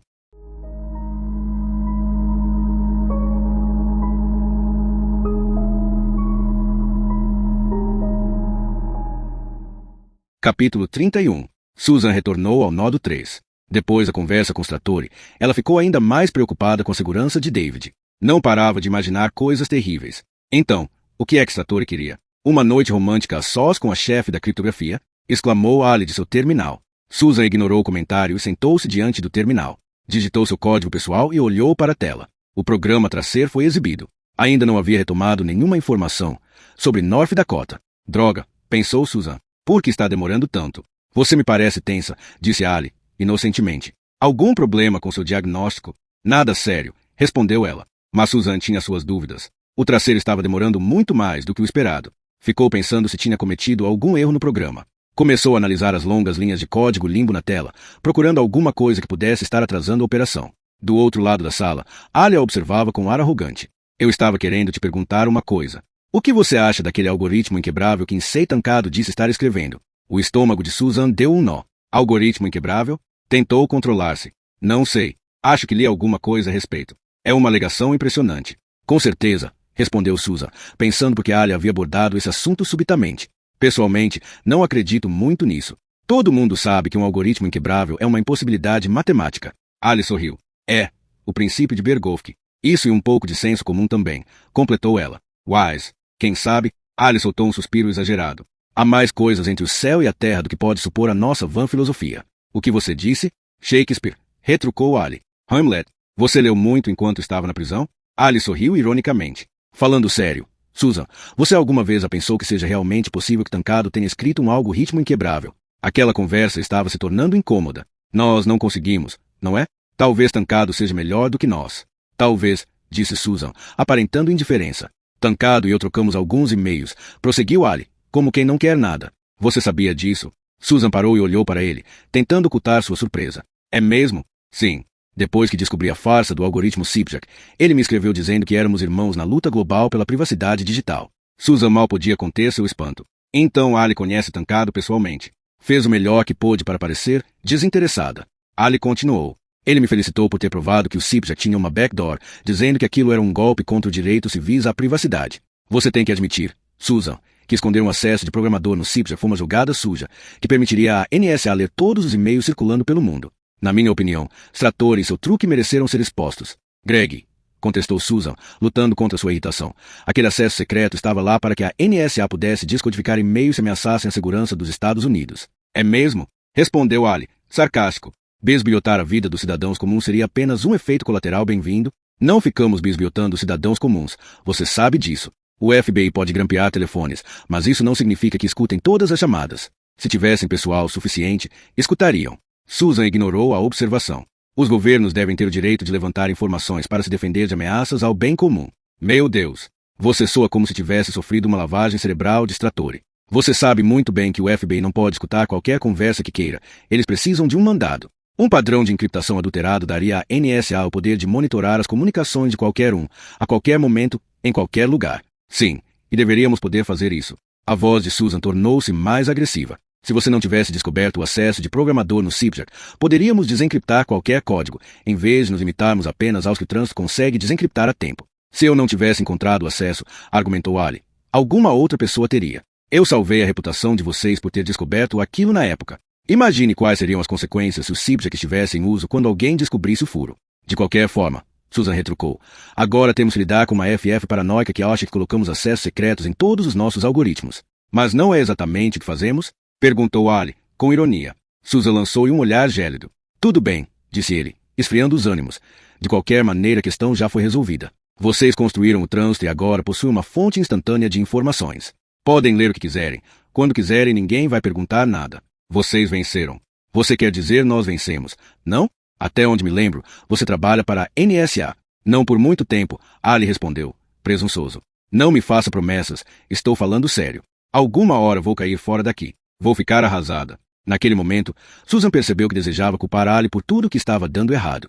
Queria culpá-lo pelo Fortaleza Digital, por seus problemas com David, pelo fato de que não estava no chalé nas montanhas. Nada disso era culpa dele. Contudo, seu único problema real era ser desagradável. Susan precisava ser mais forte, condescendente. Era sua responsabilidade, como chefe da criptografia, manter a paz, conduzir, educar. Ali ainda era jovem e inocente. Susan olhou novamente para ele. Era uma pena, pensou, que Ali tivesse o talento necessário para ser uma peça importante para a criptografia, mas, ao mesmo tempo, ainda não tivesse entendido a magnitude do trabalho que a NSA realizava. Greg, estou muito estressada hoje, disse ela, com um tom de voz sereno. Fico irritada quando você fala da NSA como se fôssemos voyeurs munidos de alta tecnologia. Esta organização foi fundada com o propósito tornar mais eficaz a segurança da nação. Algumas vezes é preciso perturbar a paz de todos para garantir que vamos descobrir as laranjas podres em meio às boas. Acho que muitos cidadãos ficariam felizes em sacrificar um pouco de sua privacidade para saber que os vilões não podem agir livremente. Ali permaneceu em silêncio. Mais cedo ou mais tarde, continuou ela, os cidadãos dessa nação terão que decidir em quem confiar. Há muitas coisas boas por aí, mas há também muitas coisas ruins misturadas. Alguém precisa ter acesso a tudo isso para poder separar aquilo que está certo do que está errado. Esse é o nosso trabalho. É o nosso dever. Não importa o que cada um de nós deseje, há um frágil portal separando a democracia da anarquia. A NSA é a guardiã desse portal. Ali assentiu, pensativo. Quis custodiet ipsos custodes. Susan olhou para ele, sem entender. Latim. Das sátiras, de Juvenal. Significa quem guardará os guardiões. Não entendo. Como assim? Guardar os guardiões? Sim. Se nós agimos como guardiões da sociedade, então quem irá nos vigiar para ter certeza de que não somos perigosos? Susan balançou a cabeça, sem saber o que dizer. Ali sorriu. É assim que Tancado assinava todas as suas mensagens para mim. Era sua máxima favorita.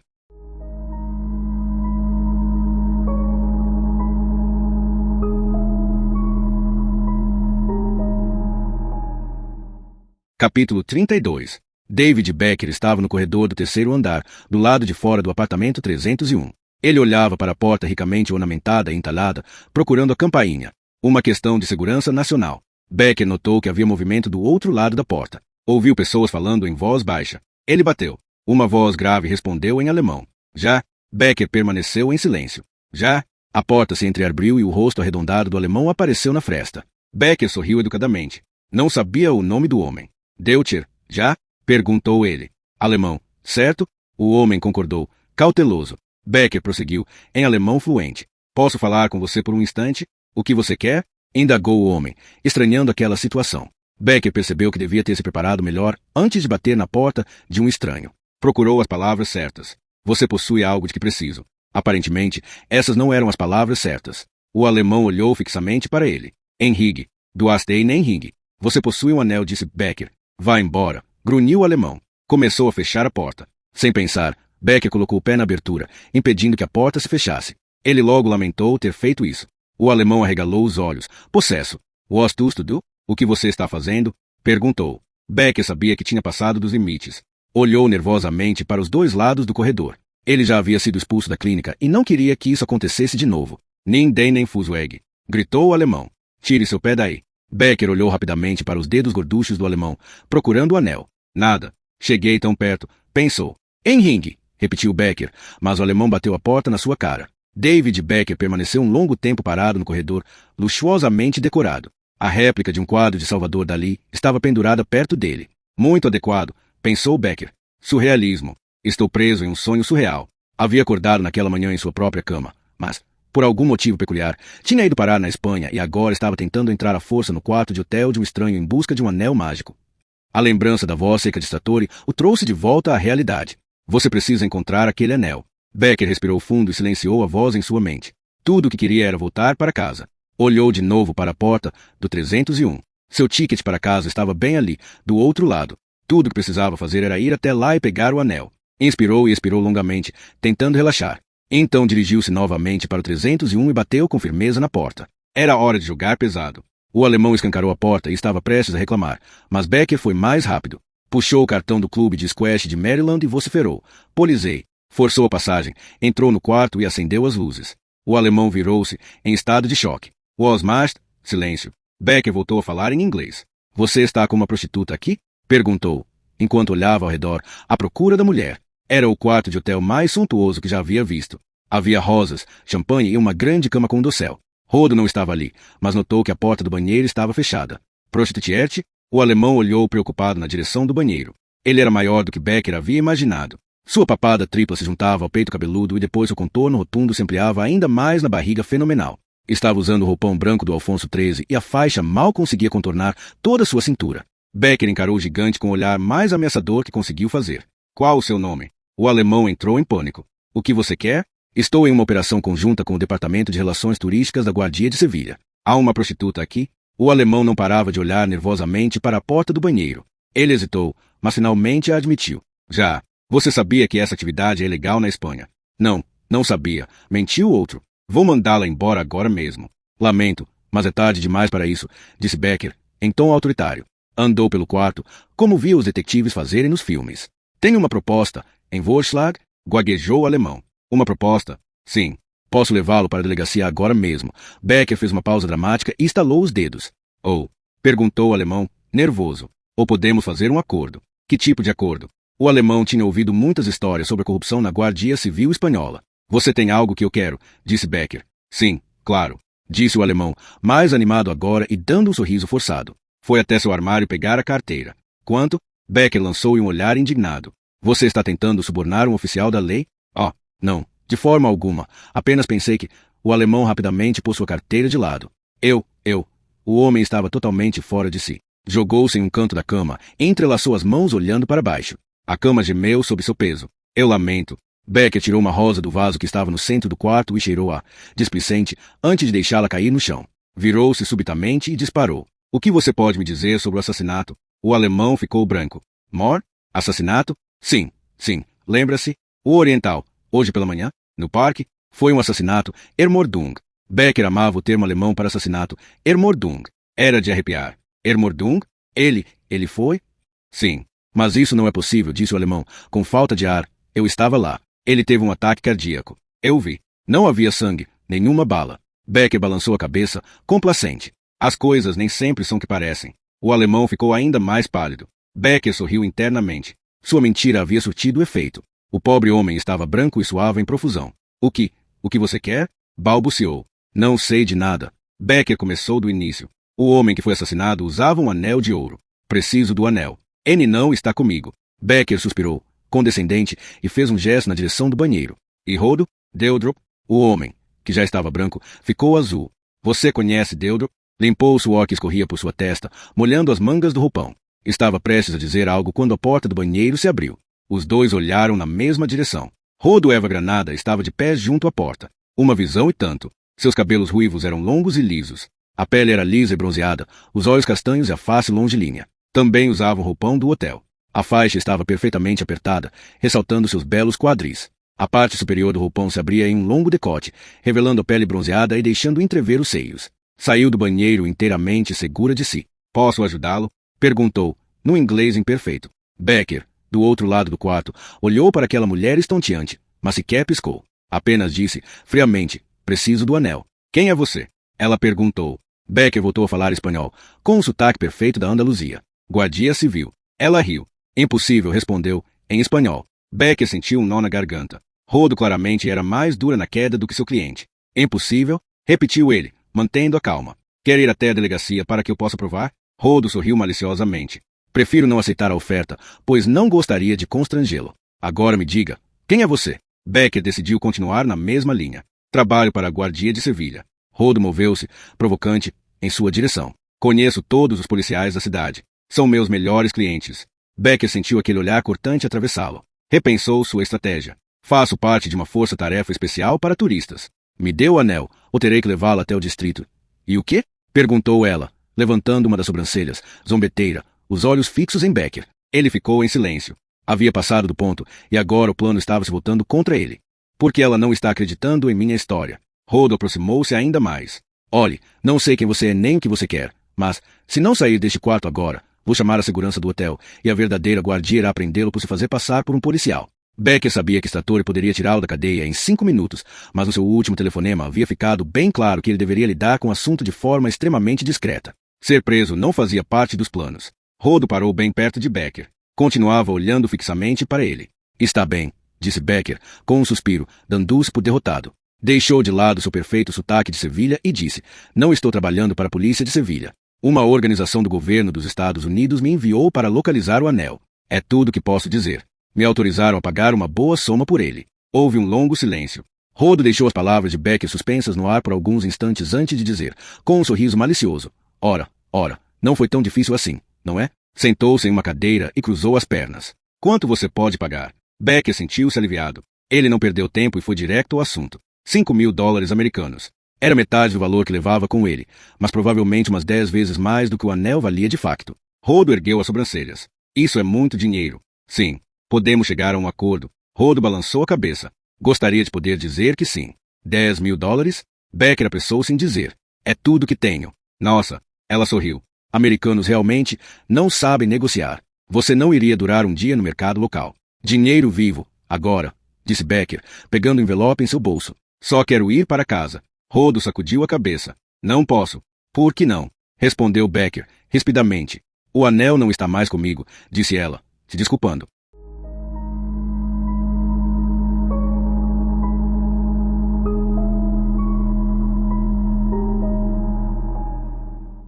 Capítulo 33.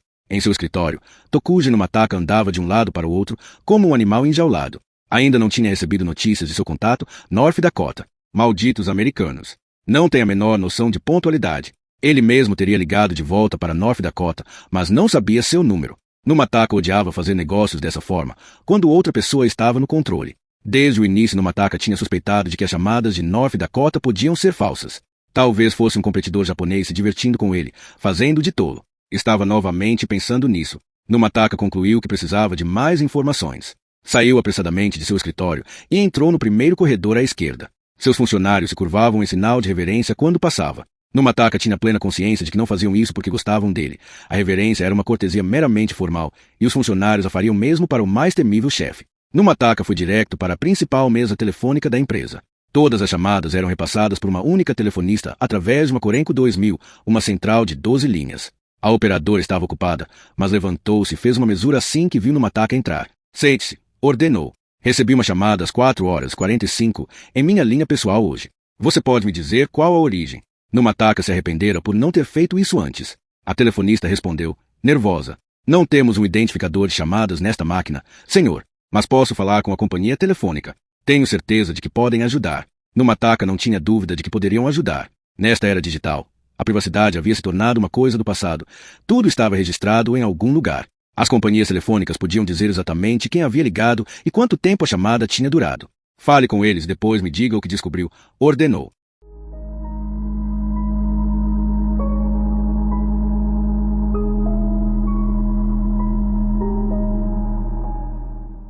Capítulo 34. Susan estava sozinha no Nodo 3, ainda esperando pelo resultado de seu tracer. Ali havia decidido tomar um pouco de ar do lado de fora, o que a deixava feliz. Estranhamente, contudo, a solidão do Nodo 3 não a reconfortava. Susan ainda estava pensando no que havia descoberto sobre Tancado e Ali. Quem guardará os guardiões? Repetia para si mesma. Quis custodiet ipsos custodes. As palavras giravam em sua mente. Susan forçou-se a pensar em outra coisa. Lembrou-se de David. Ela continuava preocupada com seu bem-estar e ainda achava estranho que ele estivesse na Espanha. Quanto mais cedo encontrassem as chaves e terminassem com isso, melhor. Susan havia perdido a conta de quanto tempo tinha ficado sentada ali, esperando o resultado do tracer. 2 horas? 3? Olhou para fora, para o salão deserto da criptografia, e torceu para seu terminal emitir algum som. Mas havia apenas silêncio. O sol daquele final de verão já se pusera, e a iluminação automática se acendera na sala e no domo. Susan sentiu que o tempo estava se esgotando. Olhou para o tracer em sua tela, pensativa. Vamos lá. Você já teve tempo suficiente. Ela clicou o mouse para ativar a janela de status do tracer. Há quanto tempo você já está ativo?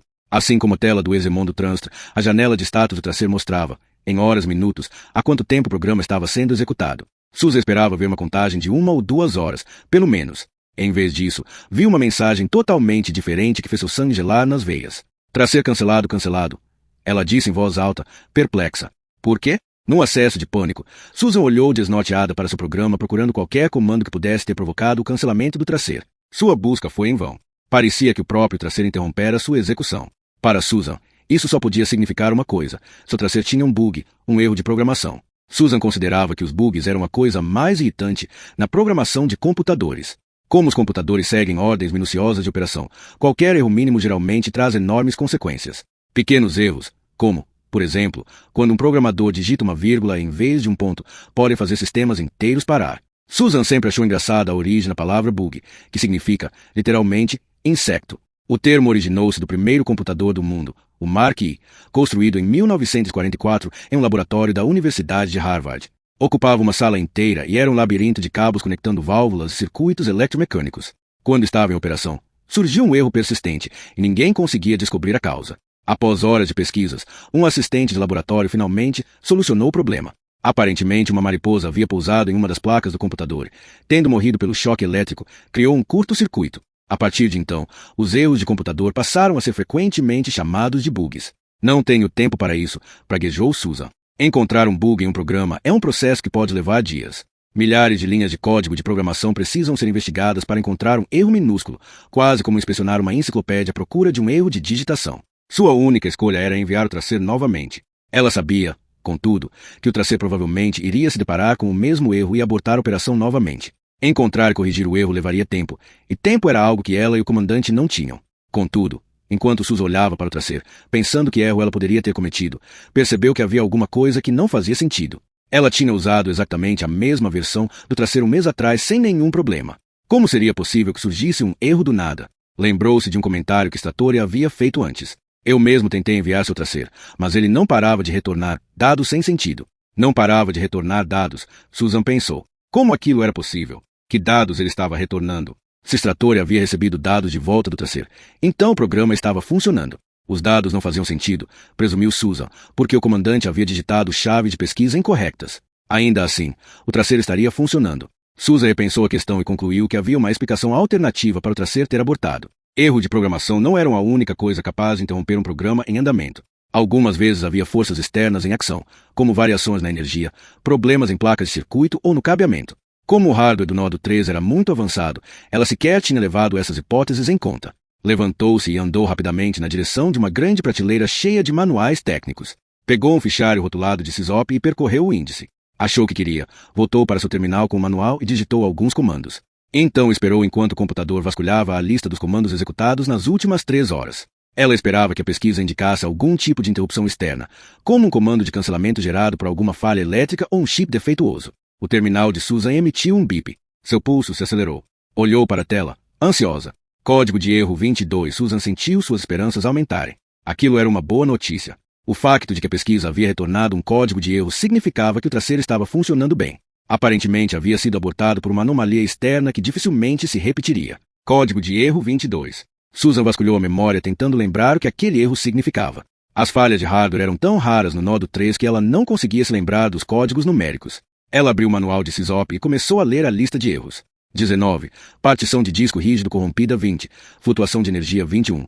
Falha de memória quando chegou no número 22. Parou e ficou olhando, estática, para o manual. Perplexa, conferiu mais uma vez a tela.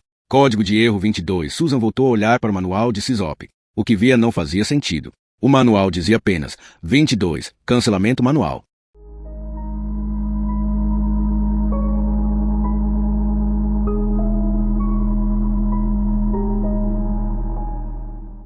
Capítulo 35. Becker olhou para Rhodo, atônito. O anel não está com você? Não, respondeu ela, os cabelos ruivos caindo sobre os ombros. Becker desejou que fosse mentira. Mas o que aconteceu? Entreguei para uma garota, perto do parque. Becker sentiu as pernas ficarem bambas. Não é possível. Rhodo sorriu timidamente e apontou para o alemão. Eu queria guardá-lo. Ele queria que eu guardasse, mas eu disse que não. Tenho sangue cigano, e nós, além de termos os cabelos vermelhos, somos muito supersticiosos. Um anel dado por um homem que está morrendo traz azar. Você conhecia a garota? Perguntou Becker. Rhodo arregalou os olhos. Vaia, você realmente quer esse anel, não é? Becker concordou, abatido. Para quem você deu o anel? O enorme alemão continuava sentado na cama, perplexo. Sua noitada romântica estava sendo arruinada e ele não tinha ideia do que estava acontecendo. Was passiert? O que está acontecendo? Perguntou, ainda nervoso. Becker ignorou-o. Tentei vendê-lo, mas a garota não tinha dinheiro. Acabei dando o anel para ela. Claro que, se soubesse de sua generosa oferta, eu teria guardado para você. Por que você saiu do parque? Perguntou Becker. Uma pessoa tinha morrido. Por que você não esperou pela polícia para entregar o anel para eles? Há muitas coisas que desejo, Sr. Becker, mas problemas não estão em minha lista. Além disso, aquele velho parecia ter total controle da situação. O canadense? Sim. Ele chamou a ambulância. Então decidimos partir. Não vi motivos para me envolver ou deixar que meu cliente se visse envolvido com a polícia. Becker continuava aturdido. Ainda tentava digerir essa inesperada virada do destino. Ela deu o maldito anel. Tentei ajudar o homem que estava morrendo, explicou Rhodo, mas ele não parecia querer ajuda. Começou com essa história do anel. Não parava de empurrá-lo em nossas caras. Seus dedos eram deformados e ele ficava apontando para cima. Estendia sua mão em nossa direção, para que pegássemos o anel. Eu não queria, mas meu amigo aqui finalmente o pegou. Depois o sujeito morreu. E você tentou uma massagem cardíaca? Perguntou Becker. Não, ninguém tocou nele. Meu amigo ficou assustado. Ele é grande, mas covarde. Ela sorriu de forma sedutora para Becker. Não se preocupe, ele não fala uma palavra de espanhol. Becker contraiu o rosto. Continuava intrigado com a mancha azulada que havia visto no peito de Tancado. Os paramédicos tentaram uma ressuscitação? Não tenho ideia. Como acabei de dizer, saímos antes que chegassem. Você quer dizer, saíram após roubar o anel, disse Becker, com desdém. Rhodo olhou para ele, quase ofendida. Não roubamos o anel. O homem estava morrendo. Suas intenções eram claras. Atendemos seu último desejo. Becker relaxou um pouco. Rhodo estava certa. Ele provavelmente teria feito a mesma coisa. Mas você tinha que dar o anel para a primeira pessoa que encontrou? Já disse que aquele anel me deixava nervosa. A garota estava com um monte de joias. Achei que iria gostar do anel. E ela não viu nada de estranho nisso? Você chegar do nada e lhe dar um anel? Não. Eu lhe disse que havia encontrado o anel no parque. Achei que fosse me oferecer dinheiro em troca, mas não me deu nada. Não importava. Eu só queria me livrar dele. A que horas foi isso? Hoje à tarde. Cerca de 1 hora depois de termos pegado o anel. Becker olhou para o relógio. Eram L1H08 da noite. A pista estava fria. Já haviam se passado 8 horas. Que diabo ainda estou fazendo aqui? Deveria estar descansando nas montanhas. Ele suspirou e fez a única pergunta em que ainda podia pensar. Como era essa garota? Era uma punk, disse Rhodo. Punk? Isso, uma punk. Murcha joieria. Muitas joias. Um brinco estranho em uma orelha. Acho que era uma caveira. Há punks em Sevilha? Rodo sorriu. Todo bajo é o sol. Tudo que houver sob o sol. Esse era o slogan do ofício de turismo de Sevilha. Ela lhe disse seu nome? Não. Disse para onde estava indo? Não. Falava espanhol muito mal. Então não era espanhola? Perguntou Becker. Não. Talvez inglesa. Estava usando um cabelo estranho, pintado de vermelho, branco e azul. Becker espantou-se, imaginando a figura bizarra. Não poderia ser americana. Perguntou. Acho que não. Estava usando uma camiseta que se parecia com a bandeira da Inglaterra. Certo. Temos então cabelo vermelho, branco e azul, uma camiseta com a bandeira da Inglaterra e uma caveira como brinco. Mais alguma coisa? Nada. Só uma punk normal. Punk normal? De onde Becker vinha, quase todos usavam agasalhos com o emblema da universidade e cortes de cabelo tradicionais. Mal podia visualizar a figura que Rodo estava descrevendo. Há mais alguma coisa de que você possa se lembrar? Rodo pensou por algum tempo. Não, isso é tudo. Nesse instante ouviram um rangido alto, vindo da cama. O cliente de Rodo estava inquieto. Becker virou-se para ele e falou, em alemão. Noche was? Mais alguma coisa. Algo que possa me ajudar a encontrar a roqueira punk com o anel. Houve um longo silêncio, como se o gigante quisesse dizer algo, mas não soubesse muito bem como. Seus lábios começaram a se mover, depois pararam, e finalmente ele falou. As palavras que saíram de sua boca definitivamente eram em inglês, mas quase não era possível entendê-las por baixo daquele forte sotaque alemão. Full coffee. Becker olhou para ele, surpreso. Como? Full coffee, repetiu o homem, batendo sua palma esquerda contra o liso antebraço direito, uma aproximação grosseira do gesto italiano para vá se fuder. Becker estava cansado demais para se ofender com o que quer que fosse. Me fuder? O que aconteceu com o covardão? Virou-se para Rodo e disse, em espanhol, acho que meu tempo se esgotou. Não se preocupe com ele, disse ela rindo. Está apenas um pouco frustrado, mas ele vai receber aquilo que quer. Ela sacudiu os cabelos e piscou. Mais alguma coisa? Qualquer coisa que possa me ajudar? Insistiu Becker. Rodo balançou a cabeça. Não, mas você nunca irá encontrá-la. Sevilha é uma cidade grande, pode ser muito traiçoeira. Vou fazer o melhor possível. É uma questão de segurança nacional. Se não conseguir, volte aqui, disse Rodo, olhando para o grosso envelope no bolso de Becker. Meu amigo estará dormindo, com toda certeza. Bata devagar. Eu encontrarei um quarto extra onde possamos ficar. Você verá um lado da Espanha que jamais irá esquecer, falou, maliciosamente. Becker se esforçou para retribuir com um sorriso gentil. Tenho que ir, pediu desculpas ao alemão por ter atrapalhado sua noite. O gigante sorriu, timidamente. Ken Ursache. Becker saiu e puxou a porta. Sem problemas? O que aconteceu com vá se fuder?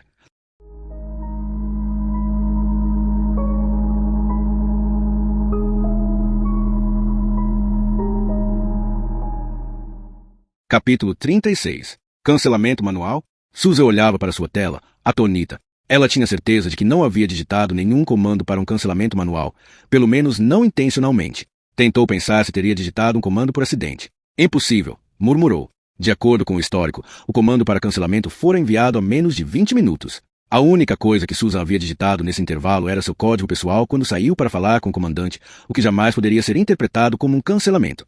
Mesmo sabendo que era uma total perda de tempo, ela abriu o histórico de seu screenlog para verificar se o código pessoal havia sido digitado corretamente. Obviamente que sim. Então de onde? Perguntou ela, irritada. De onde essa coisa conseguiu tirar um cancelamento manual? Ainda irritada, fechou a tela do screenlog. Contudo, naquele pequeno instante em que a janela se fechava, uma coisa chamou sua atenção. Ela abriu novamente a janela e analisou os dados. Não faziam sentido. Havia uma entrada para o lock, travamento, correspondente à hora em que ela deixou o nódo 3, mas a hora do comando de um lock, destravamento, parecia estranha. Segundo os registros, havia uma diferença de apenas 2 minutos entre as duas entradas. Susan tinha certeza de que a conversa com o comandante tinha demorado mais do que isso. Ela continuou examinando a página e o que viu deixou-a desnorteada. Havia 2 outras entradas, 5 minutos depois, de um lock seguido por um lock. De acordo com o histórico, alguém havia destravado seu terminal enquanto ela estava fora da sala. Impossível! Exclamou Susan. A única pessoa que ficou lá foi Greg Alley, e Susan tinha certeza absoluta de que não tinha dado seu código pessoal a ele. Seguindo os procedimentos adequados de criptografia, ela escolhera um código aleatório e nunca o escreveu em lugar algum. Era completamente impossível que Alley tivesse adivinhado a sequência alfanumérica correta. O número de combinações possíveis era 36 elevado à quinta potência, ou seja, mais de 60 milhões de possibilidades. Mas as entradas do histórico do screenlog eram bastante claras. Susan continuou olhando para a tela, pensativa. De alguma forma, Alley tinha usado seu terminal enquanto ela estava do lado de fora. Só ele poderia ter dado um comando manual de cancelamento para o tracer. As perguntas sobre como rapidamente deram lugar às perguntas sobre por quê. Alley não tinha nenhum motivo para invadir seu terminal. Nem mesmo sabia que Susan estava executando um tracer. E mesmo se soubesse, pensou, por que iria se importar com o facto de ela estar procurando um sujeito chamado North Dakota? As perguntas sem resposta se multiplicavam em sua mente. Melhor começar pelo começo, pensou. Iria lidar com Ali em seguida. Concentrando-se no problema que tinha em mãos, Susan enviou novamente seu tracer. O terminal emitiu um bip e uma mensagem foi exibida no monitor. Tras ser enviado, Susan sabia que o programa levaria algumas horas até retomar. Ela amaldiçoou Ali, tentando imaginar como ele teria obtido o código pessoal dela e que interesse teria no tracer. Susan levantou-se e foi rapidamente até o terminal de Ali. A tela estava preta, mas ela podia ver que o terminal não havia sido travado. O monitor exibia um leve brilho nas bordas. Os criptógrafos raramente travavam seus terminais, exceto quando deixavam o nó do 3 à noite. Em vez disso, simplesmente reduziam o brilho de seus monitores, uma convenção conhecida por todos e parte do código de honra de que ninguém deveria mexer no terminal. Susan sentou-se em frente ao terminal de Ali. Dane-se o código de honra, pensou em voz alta. Que diabos você está querendo?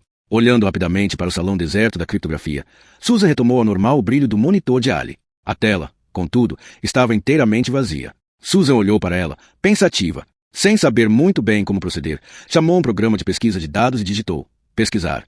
Tracer as chances de que isso funcionasse eram pequenas, mas, se houvesse qualquer referência a seu tracer no computador de Ali, ela iria encontrá-la.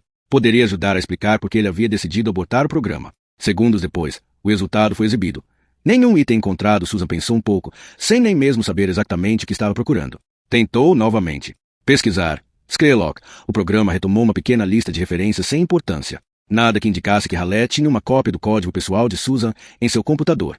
Ela suspirou. Então quais são os programas que ele esteve usando hoje? Foi até o menu de aplicativos recentes de Raleigh para ver qual o último programa que ele havia usado. Era o programa de e-mail. Susan procurou no disco rígido de Raleigh e acabou encontrando sua pasta de e-mails discretamente escondida dentro de alguns outros diretórios. Ela abriu e outras pastas surgiram.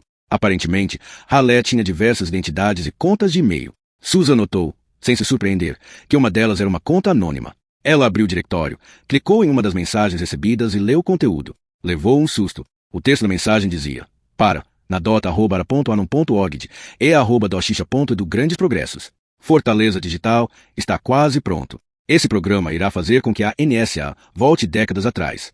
Como se estivesse em um sonho, Susan leu a mensagem várias vezes, sem acreditar. Depois, tremendo, abriu uma outra.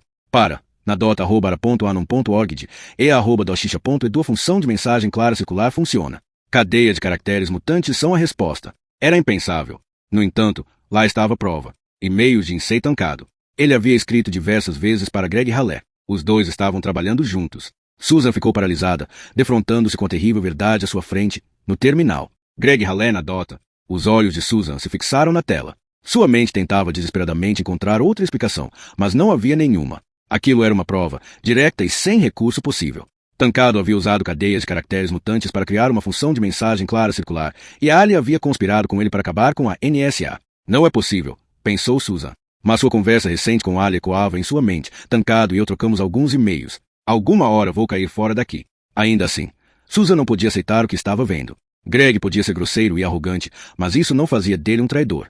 Ele sabia o que o Fortaleza Digital faria com a NSA. Não é possível que estivesse envolvido em uma trama para lançá-lo na internet. Susan pensou, contudo, que não havia nada que o impedisse. Nada a não ser a honra e a decência. Ela pensou no algoritmo Sipjak. Greg e Ali já havia arruinado os planos da NSA daquela vez. O que o impediria de tentar novamente? Mas Tancado, por que uma pessoa tão paranoica quanto ele iria confiar em alguém tão imprevisível quanto Ali? Nada daquilo importava naquele instante.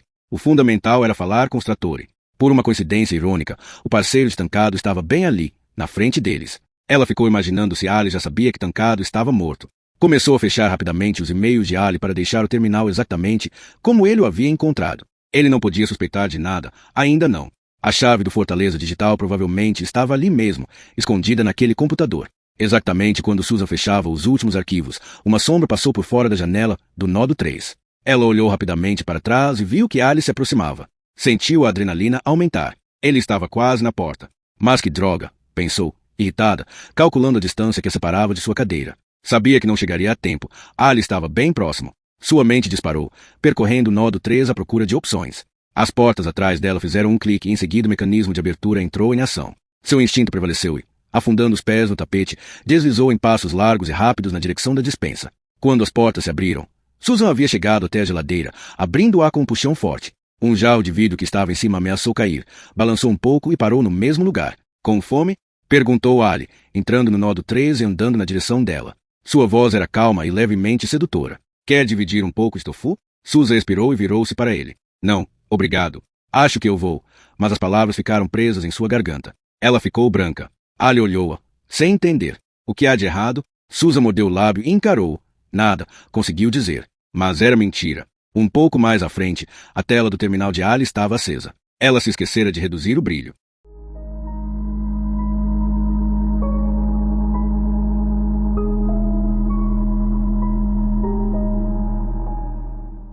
Capítulo 37. De volta ao saguão do Alfonso XIII, Becker, cansado, dirigiu-se até o bar. Um barman nanico colocou um guardanapo à sua frente. Quer bebe, Usted? O que você quer beber? Nada. Obrigado, disse Becker. Você sabe se há algum clube na cidade para roqueiros punk? O barman olhou para ele com estranheza. Clubes? Para punks? Sim. Há algum lugar na cidade onde eles costumem se juntar? No Lucé, Senhor. Não sei. Mas certamente não seria aqui. Sorriu. Então, que tal uma bebida? Becker teve vontade de sacudir o homem. Nada estava saindo da forma como ele havia planejado. Deseja beber algo? Repetiu o barman. Fino? Jerez? Ao fundo ouvia-se música clássica. Concerto de Brandemburgo, pensou Becker. Número 4.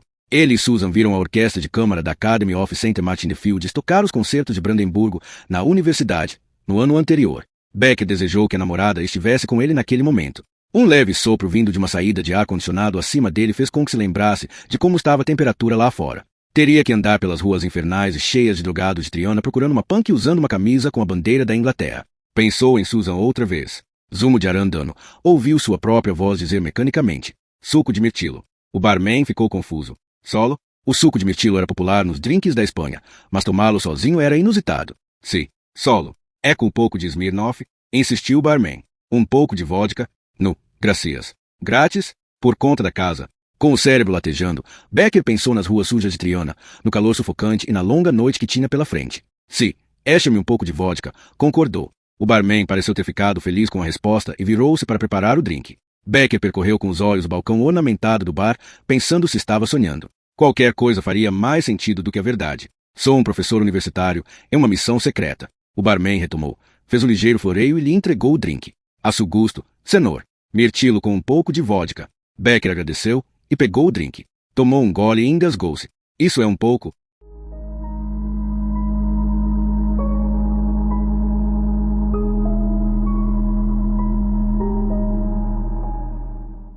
Capítulo 38. Ali parou na metade do caminho para a despensa do nódo 3 e ficou olhando para Susan. Algo de errado, Sue? Você me parece estranha. Susan lutou contra o medo que tomava conta dela. A 3 metros de distância, o monitor de Ali cintilava. Eu estou bem, conseguiu dizer, trêmula. Ali continuava olhando para ela sem entender. Você quer um copo de água? Susan não conseguiu responder e xingou a si mesma. Droga! Como pude me esquecer de reduzir o brilho daquele monitor? Se Ali percebesse que ela havia bisbilhotado seu terminal, poderia suspeitar também de que ela conhecia sua verdadeira identidade, North Dakota. Tinha medo de que ele chegasse a extremos para manter aquela informação em segredo. Susan pensou se deveria correr para a porta, mas não pôde sequer tentar. Subitamente, alguém começou a bater no vidro. Ela e Ali se assustaram. Era Chartrukian. Estava socando o vidro novamente com as mãos suadas. Pela sua expressão, parecia ter visto o fim do mundo. Ali olhou com cara feia para o segue-se enlouquecido do outro lado do vidro. Depois voltou-se para Susan. Já volto. Tome algo. Você parece pálida. Ele se virou e saiu. Susan se recompôs e foi rapidamente até o terminal de Ali. Inclinou-se e ajustou os controles de brilho. O monitor voltou a ficar escuro. Sua cabeça latejava. Tentou ver o que estava acontecendo lá fora, no salão da criptografia. Pelo visto, Chartrukian não tinha ido para casa. O jovem segue-se parecia em pânico, contando o que descobrira para Greg Ali. Susan sabia que não importava, pois Greg já sabia de tudo. Tenho que chegar até esta torre, pensou. E rápido.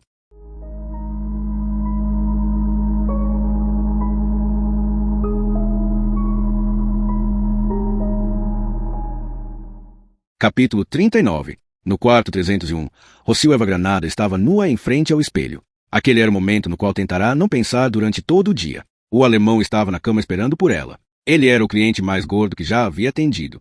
Relutantemente, pegou uma pedra de gelo que estava no balde de champanhe e esfregou-a em seus mamilos, enrijecendo-os. Esse era seu dom, fazer os homens se sentirem desejados. Era isso que fazia com que eles voltassem. Percorreu com as mãos seu corpo delineado e bronzeado. Esperava que ele aguentasse os 3 ou 4 anos que ainda precisava trabalhar antes que pudesse parar. O senhor Roldan ficava com a maior parte de seu pagamento, mas, se não fosse por ele, ela sabia que acabaria como as outras prostitutas, pegando bêbados em Triana. Ao menos seus clientes tinham dinheiro. Nunca batiam nela e se satisfaziam com pouco. Ela colocou sua lingerie, respirou fundo e abriu a porta do banheiro. Quando Rodo entrou no quarto, o alemão arregalou os olhos. Ela estava usando um hobby preto. Sua pele macia, cor de avelã, parecia radiante na luz suave e seus mamilos protuberantes transpareciam sob o tecido leve. Com Doc Elher, disse ele, avidamente, retirando o roupão e deitando-se de costas. Rodo deu um sorriso forçado e foi em direção à cama. Olhou discretamente para o enorme alemão. Soltou um risinho de satisfação. Ele tinha um pau pequeno. Ele a segurou e arrancou fora o hobby. Seus dedos gorduchos agarravam cada pedaço de seu corpo. Ela se jogou por cima dele, gemendo e esfregando seu corpo, fingindo estar excitada. Quando ele se virou para ficar por cima dela, Rodo ficou com medo de ser esmagada. Tentava encontrar espaço para respirar, torcendo para que aquilo terminasse logo. Sim, gemeu ela diante das investidas do alemão. Cravou as unhas nas costas dele para demonstrar desejo. Pensamentos aleatórios cruzavam sua mente. As faces dos muitos homens com quem já estivera, tectos que observara durante horas no escuro, o sonho de ter filhos. Subitamente o corpo do alemão arqueou-se, enrijeceu-se logo em seguida caiu por cima dela. Isso é tudo, pensou, surpresa e aliviada. Tentou sair debaixo dele. Querido, sussurrou, me deixa ficar por cima. Mas o homem não se movia. Ela moveu seus braços e empurrou seus ombros carnudos. Querido, eu não estou conseguindo respirar. Começou a ficar tonta, sem ar. Sentiu uma pressão enorme sobre seus quadris, como se fossem quebrar. Despierta-te. Seus dedos instintivamente começaram a puxar os cabelos do homem. Acorda, vamos. Foi então que ela sentiu um líquido quente e gosmento. Estava impregnado nos cabelos dele, escorria pelas bochechas dela, caindo em sua boca. Tinha um gosto salgado. Ela se remexeu vigorosamente, sob o peso do homem. Acima dela, um estranho raio de luz iluminou o rosto contorcido do alemão. O buraco de bala em sua testa fazia o sangue jorrar sobre ela. Tentou gritar, mas não havia ar em seus pulmões. O peso do homem era esmagador. Já meio delirante, ela se arrastou em direção ao raio de luz que vinha da porta. Viu uma mão, uma arma com silenciador, um clarão. Depois não viu mais nada.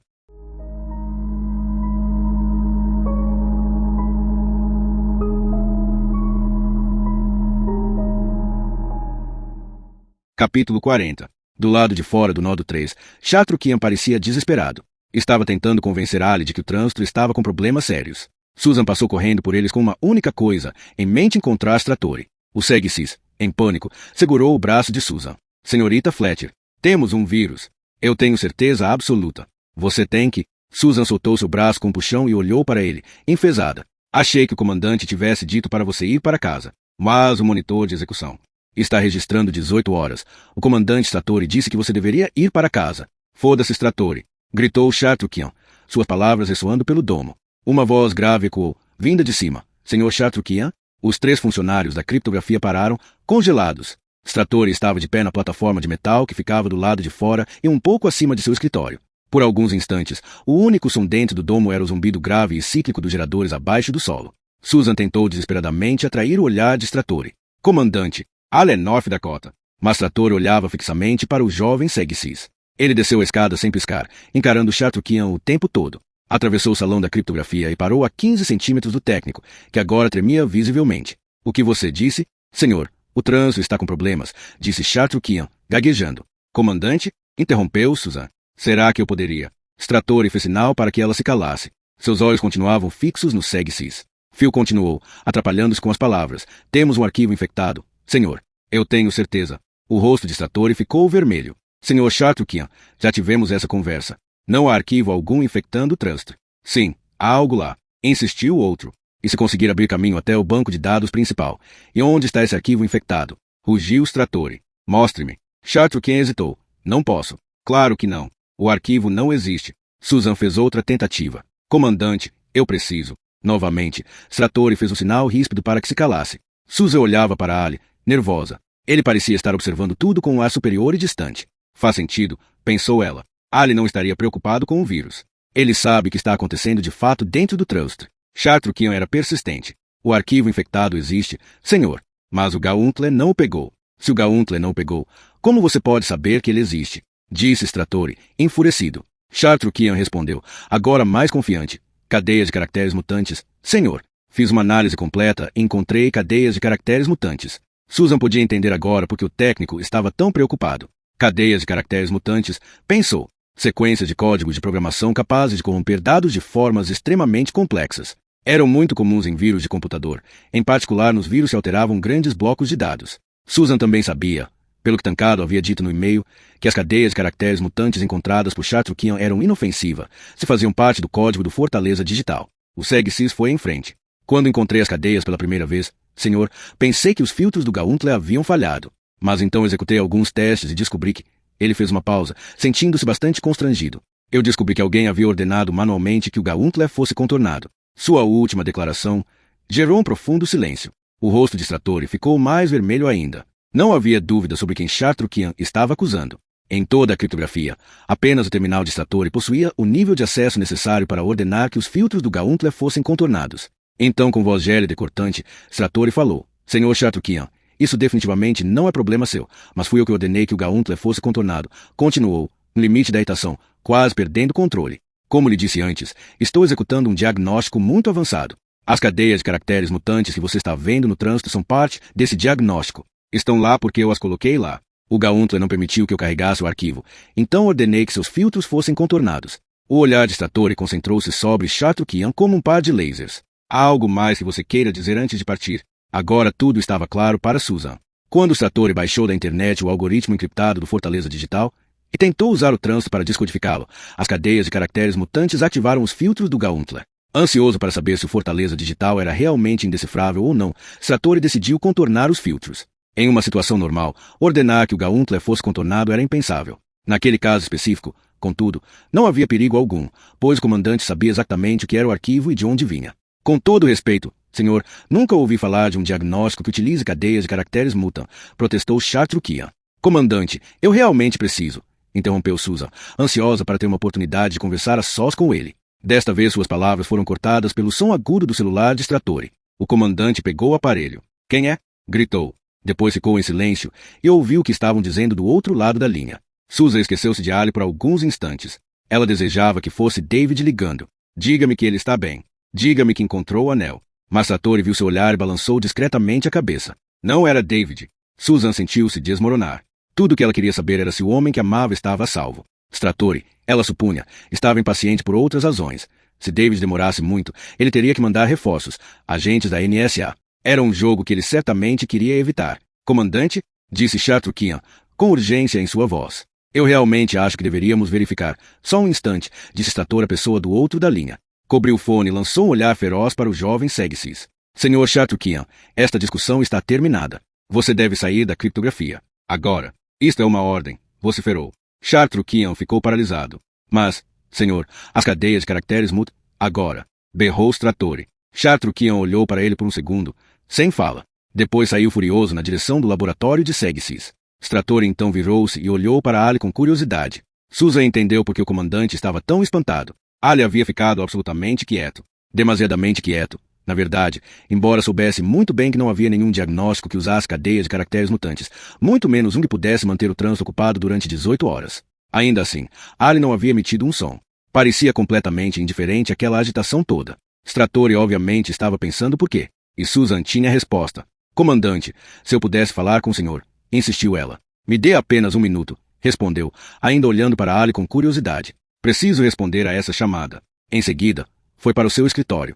Susan chegou a abrir a boca, mas as palavras ficaram presas na ponta da língua. Ali é North Dakota. Ela ficou em pé, dura, incapaz de respirar. Sentiu que Ali a olhava. Virou-se. Ele deu um passo para trás e fez um gesto gentil, apontando para a porta do Nodo 3. As damas primeiro,